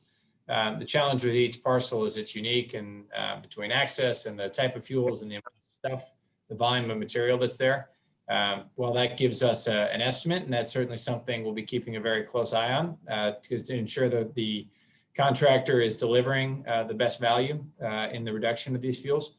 It is a challenge to come up with a hyper accurate estimate in advance, and that primarily because each parcel is so unique.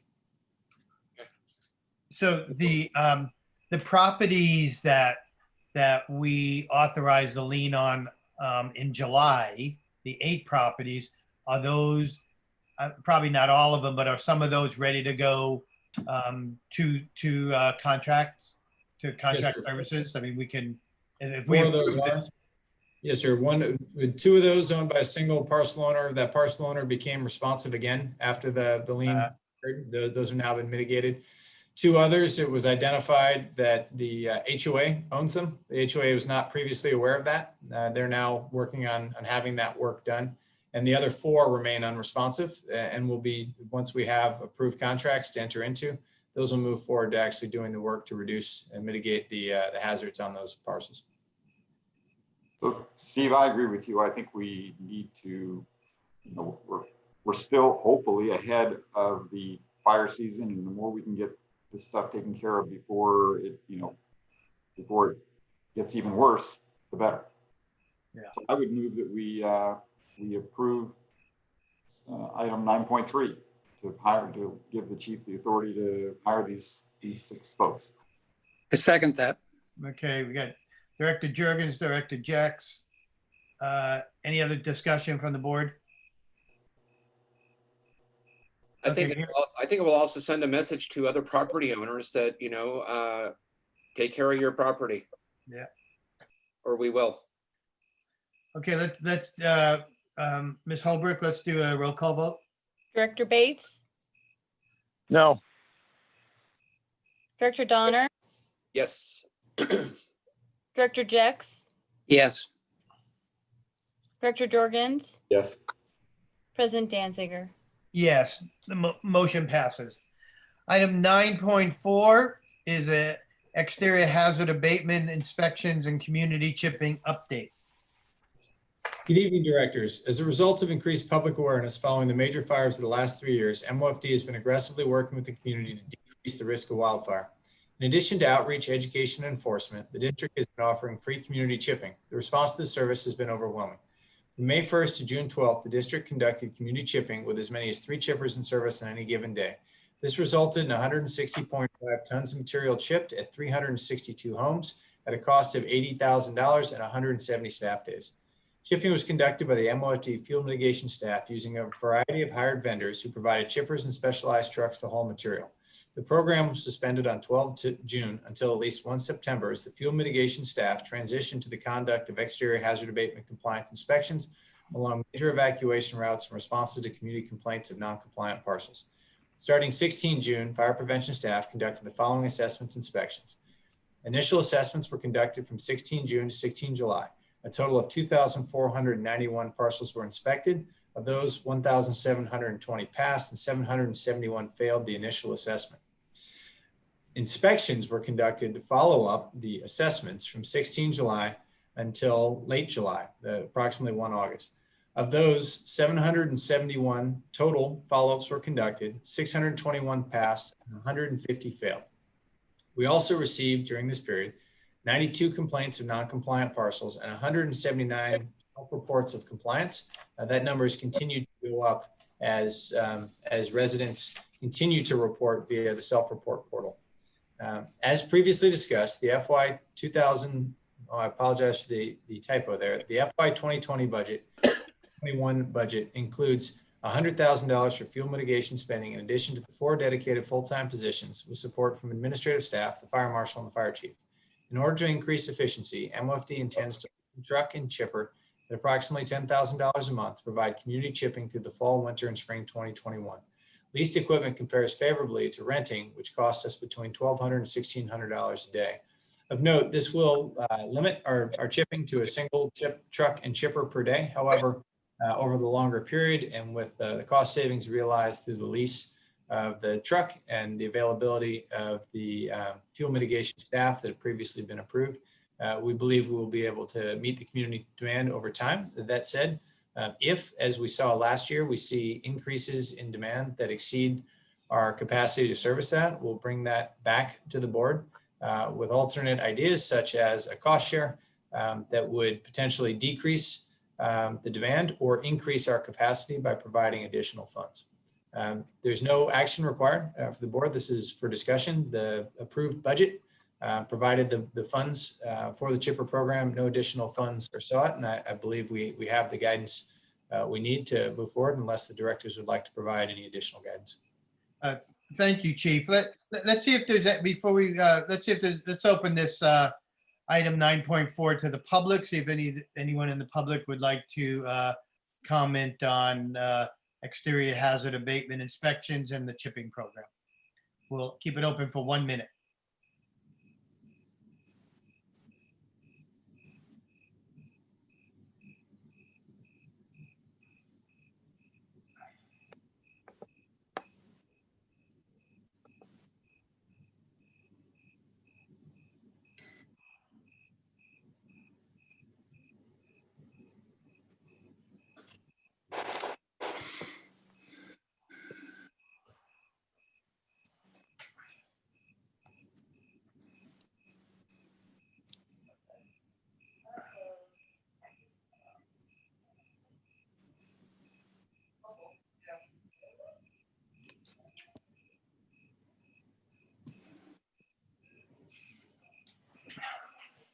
That concludes our 1 minute, and we have not received any written public comment, and we do not have any hands raised.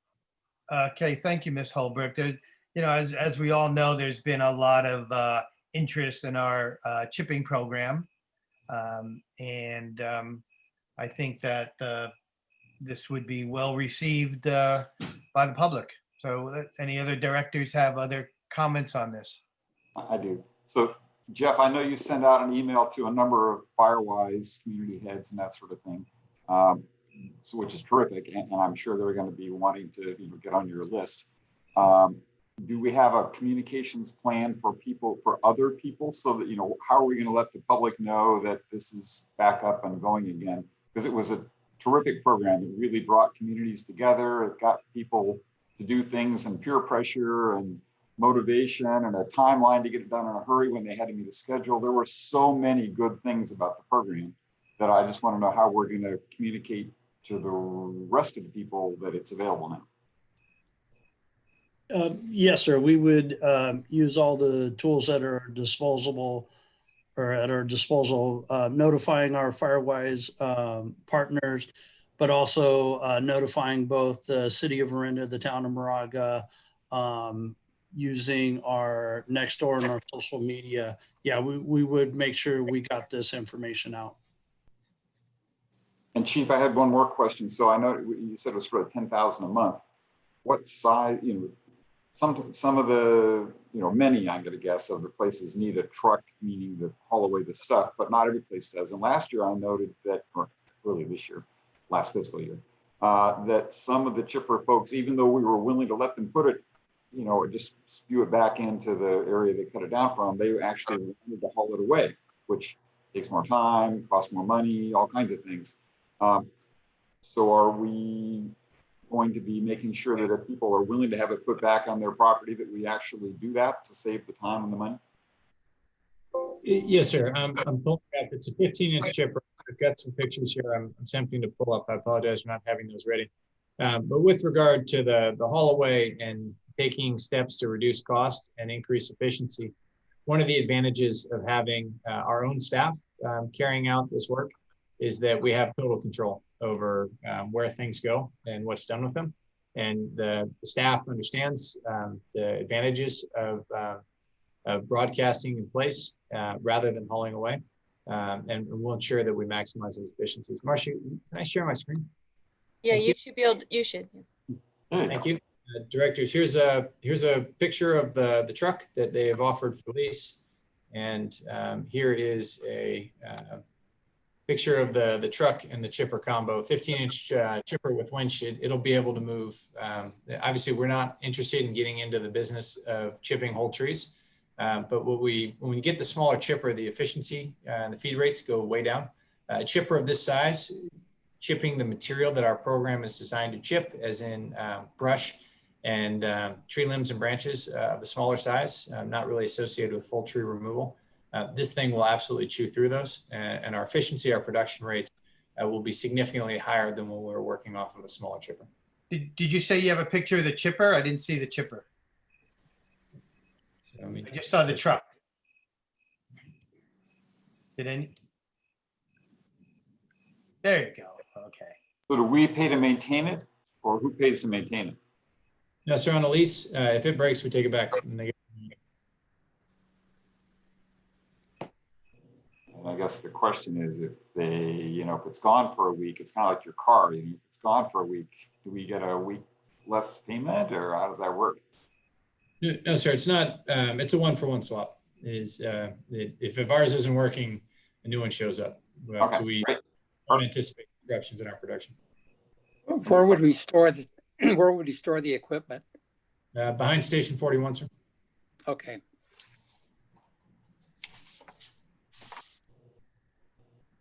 Looks like a good idea. Yeah. Directors, any more comments? I think it's a good idea too. Okay. And one thing I wanted to say to the fire marshal too is, this has, and the chief and all staff is this has been, as Director Jorgen says, a very well received, popular program. We all know, and I think we just have to take into consideration when we start up this program again, some way, and I don't know how it'd be done, but as far as the scheduling goes, you know, I want to try to some way to ensure that, you know, like Director Jorgen said, that the whole community knows about it, and but also somehow to prioritize the chipper itself. You know, I mean, I know there's areas of our district that that would use it, and there's areas probably that have, you know, I'm thinking of maybe Moraga Country Club that has probably will not use it, or other areas. So somehow there's got to be a way to come up with prioritizing. You know, as if, you know, somehow if you've used the chipper, you know, maybe you have to wait a certain amount of time to kind of get in the queue again. You know, I'm just saying, I don't know what that involves, but I just want to ensure that everyone in the community is aware and everyone has an opportunity to use it. So, any other comments from directors? Not hearing any. Chief, I do have I'm not hearing anything from any other directors, so I just have one question. I think it's a great program, and the report was clear. It just seems that, you know, approximately $10,000 a month, you know, though we do have the funds available to do that. I'm just curious to know about the possibility of MOFD actually purchasing our own equipment. I mean, does that make any sense at all? I don't know how much it costs. I have really no idea, but it sounds like, you know, if we spend $100,000, if, you know, approximately $100,000 is, you know, what would be the possibility of us purchasing and owning it? I mean, is that an option? Yes, sir. The truck chipper combo is about $150,000 new. Obviously, when you own it, then you have to repair it if it breaks. But there are, at a certain point, buying it becomes an option. That said, the budget that was allocated for this year is not enough to buy a truck. We could buy a chipper, but no truck. The chipper at the size we're talking about, we do not have a vehicle currently in the fleet that can haul it. So we're a little bit of a for the horse there. And then the second point of it is that without the truck to haul the chips, we find demand just plummets. Really, the real interest is in that combination unlocks the suburban neighborhoods. So in order to Steve, though, I mean, you know, we have capital funds too, and you know, we can also finance things because we can do that too. Not that I'm normally a fan of that, but you know, it sounds like if it's got a we could potentially use this thing effectively all year, you know, most of the year at least, and you know, a couple year payback on something's pretty good. I mean, if it were my personal business, I would buy it. Let's put it that way. right, right. But I mean, in order to, if we're looking at starting this program again in, let's just say 4 weeks, 3 to 4 weeks, I don't think that's an option right now. It seems like, but maybe it's something we want to, I'm wondering if, how the board would feel about maybe having the staff come back to us at some point to give us some more information on the possibility of purchasing. I think that'd be a great idea. So, okay. I personally think there's a lot more things we could spend money on than a chipper and a truck. Okay, I hear you. And buy question, you know, it's just a matter of how you want to finance it. You know, we already know we're going to use it. The question is, how are you going to pay for it? We're already looking at about 100,000. So I mean, this is 100,000 each year, probably. You know, unless we decide to stop the chipper program, which we could do as well. So Chief, maybe, you know, maybe just hearing this, maybe you can just, you know, I know we're going to start the chipping program next month sometime, hopefully. But maybe we can, you know, as staff can, maybe come back to us and we can talk about it in, you know, pre-agenda discussions about coming back to us and talking a little further about the possibility of purchasing. Yes, sir. Understood. All right. Any other comments? There's nothing, no other action required at this point. So let's move on to item 10, which is committee reports. We have 10.1, 10.2, 10.3. I don't think any of those, well, the Joint Fire Prevention Committee, we already approved the charter, and that was really what the discussion was last time. Yeah, so we did meet, and I guess on that item, I could just say, I don't think we got a date yet for the next meeting, as far as I remember, so. It's sometime in September, but that's all we know. Right. Okay, and so is there any member of the public that would like to speak on item 10.1 through 10.3? This would be your opportunity, and we'll keep that open for 1 minute.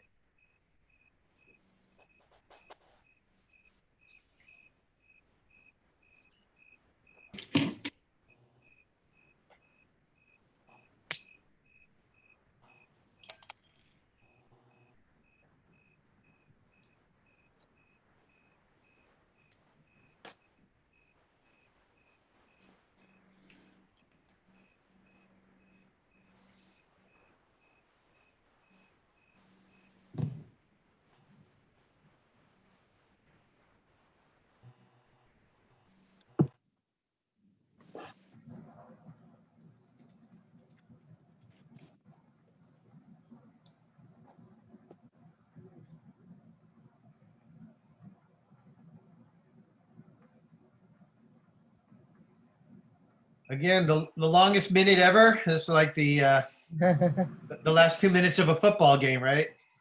That concludes our longest 1 minute. Okay, thank you. We'll close the public comment on item 10, and we'll move on to item 11, announcements. 11.1 is brief information only reports related to meetings attended by a director at district expense. I don't believe we've had any.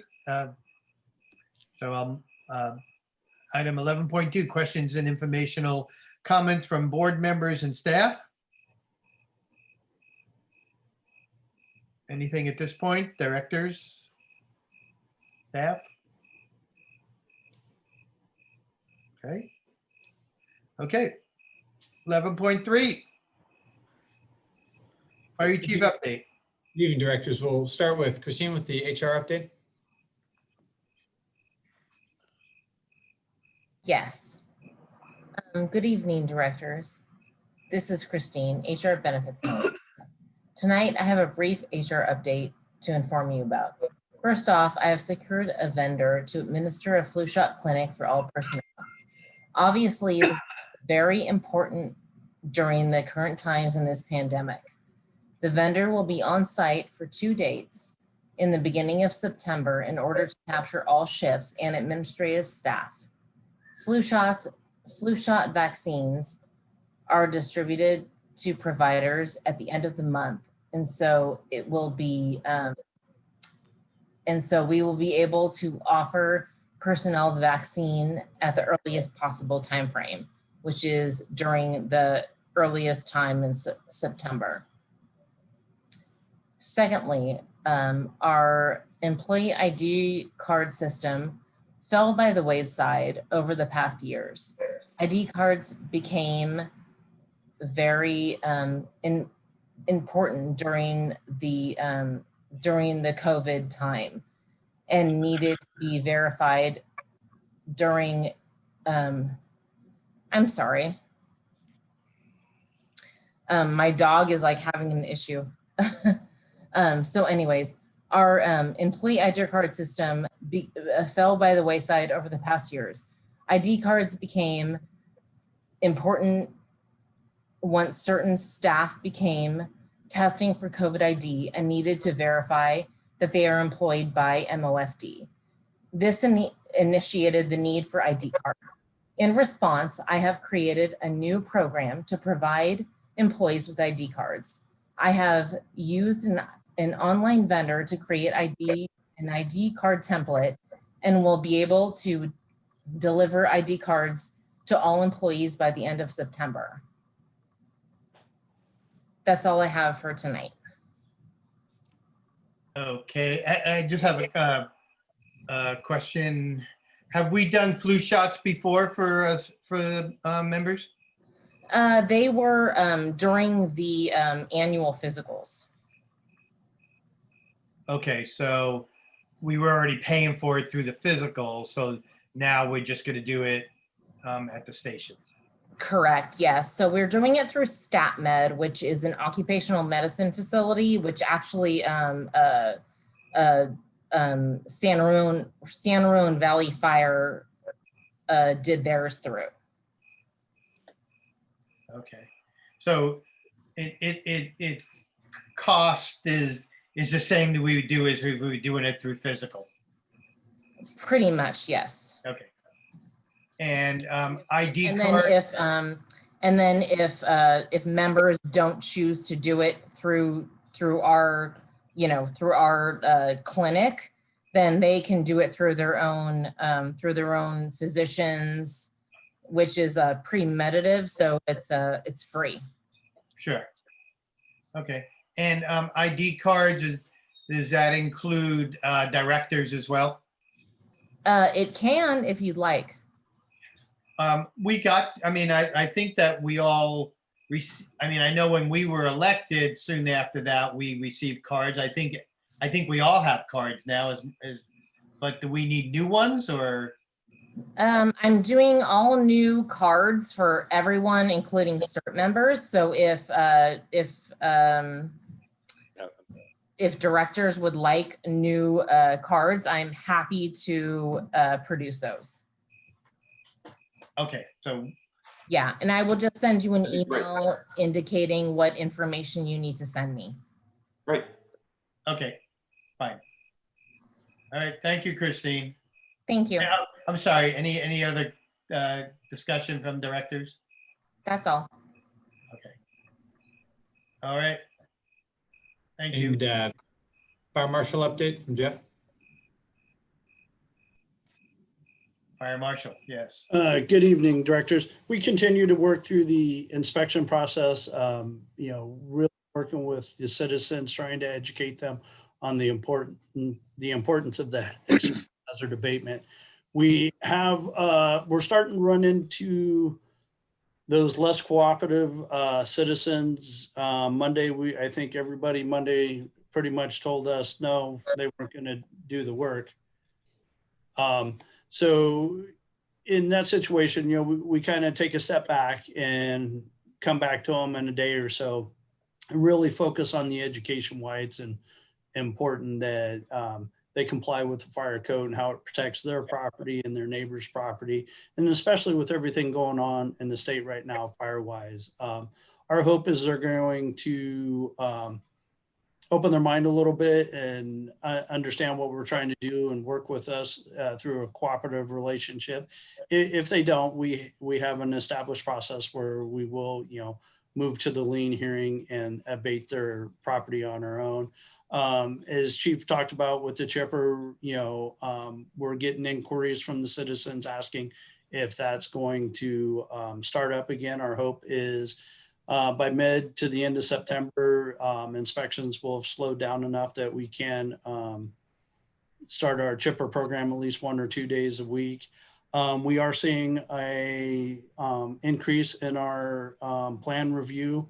So myself and our plan reviewer have been busy dealing with those and continue with the public education.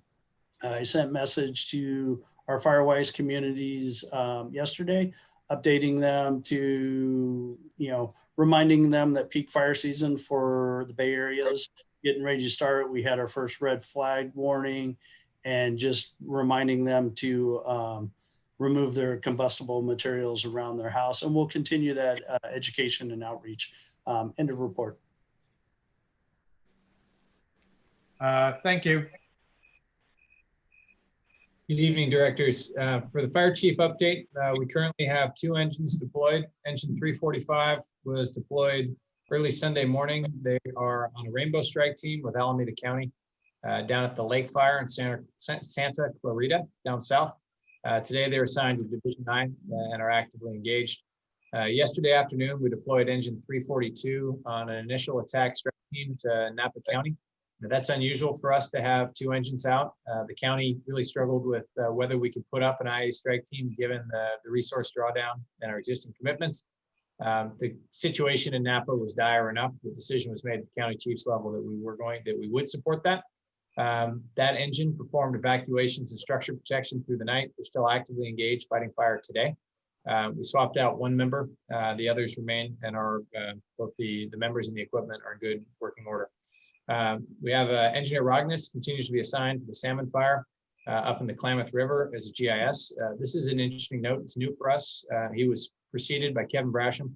The GISs work the geographic information systems, and having a member plugged into a functioning federal team on a fire of this scale, they're learning information in the real world environment, just leaps and bounds. And the 2 of them are literal sponges when it comes to this stuff. So when we recover, and obviously this is funded through the OCMA process where the costs are recovered by the district.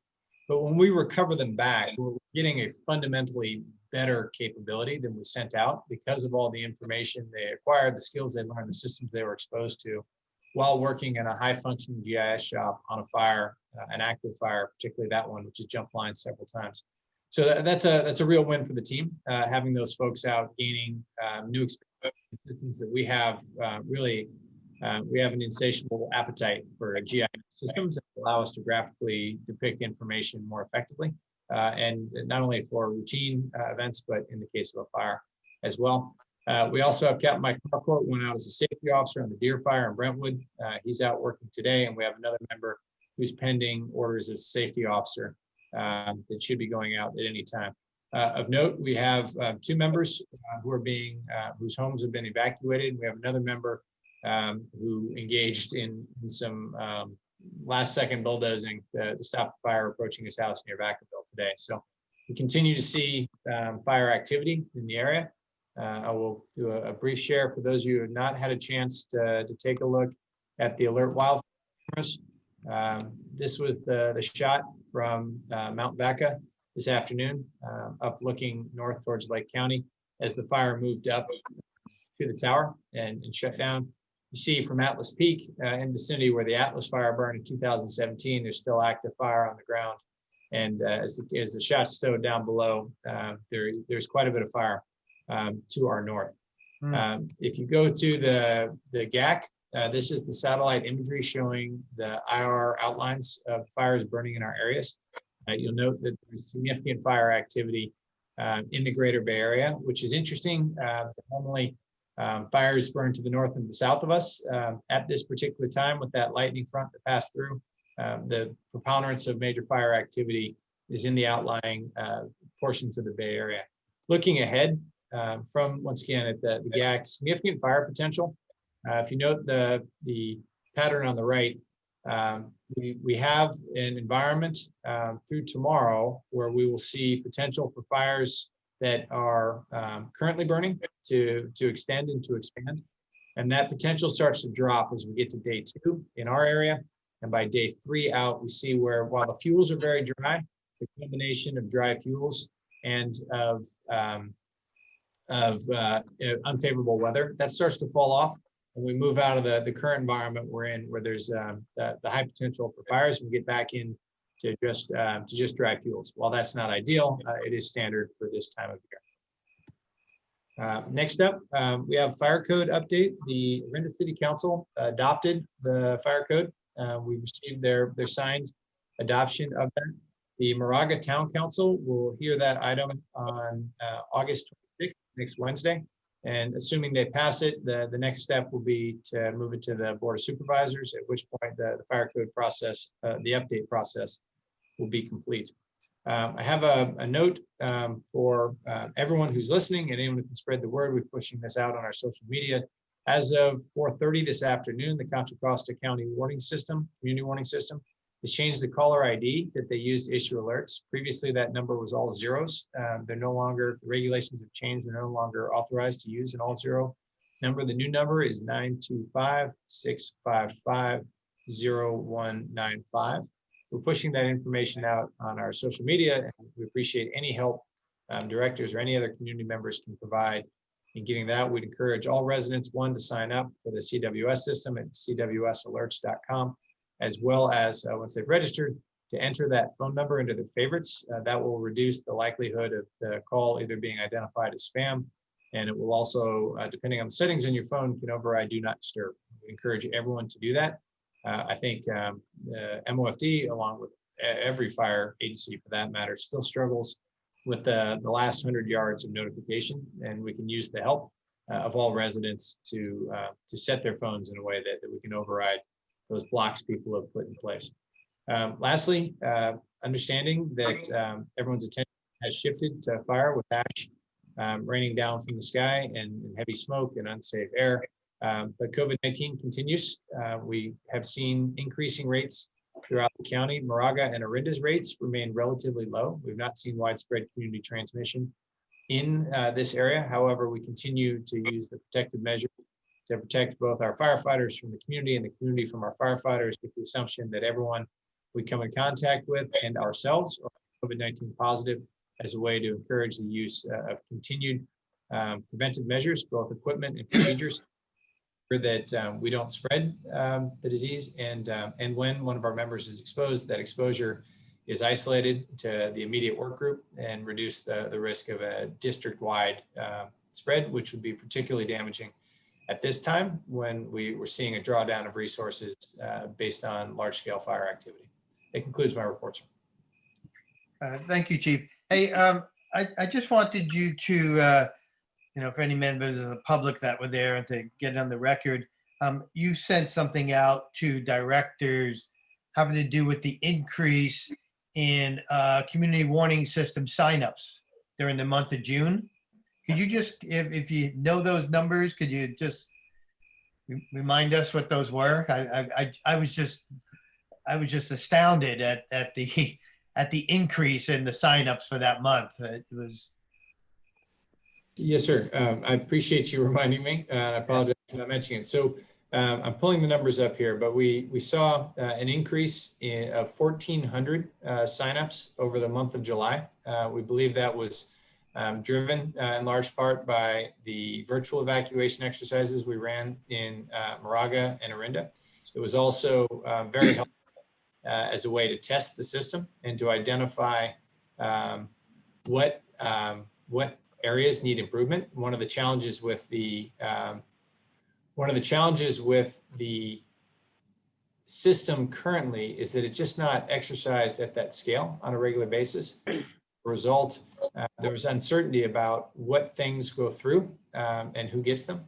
And so it was great to be able to test that and to figure out what exactly worked and did not, and to gather the individual person by person responses with regard to what went through and what did not. So the actual numbers for Moraga for the year, January, there were 288 signups.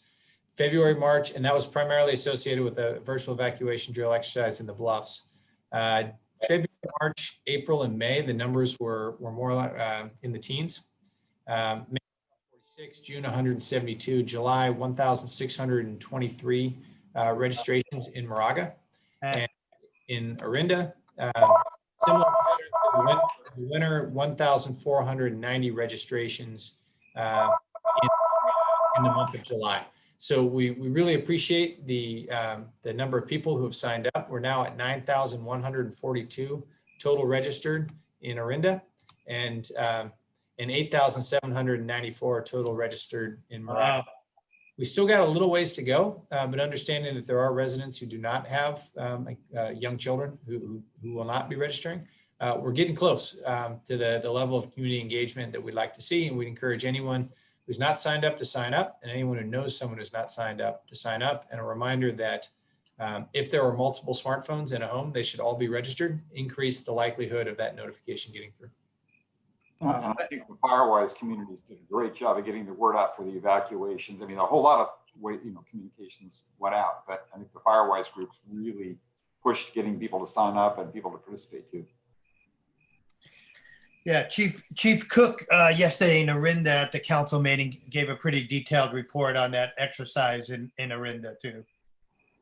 So, well, thank you, Chief. So let's see, what about item 11.4, communications received? Anything to report from anyone? Nope. We adjourn the meeting. Future agenda items? Anything? And for all of item 11, we didn't open it to the public, so we need one more open public. We need that final minute again. Take this opportunity to tell everyone to stay safe. Everyone stay cool. Get the leaves out of your gutters. Get to leave out, that's right. Good time to do that.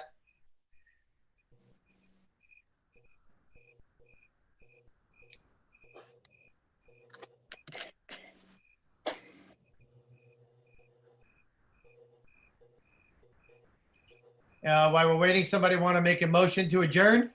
I did. Okay, we got Jorgens and A second. Jex. No, Donner. Donner, sorry.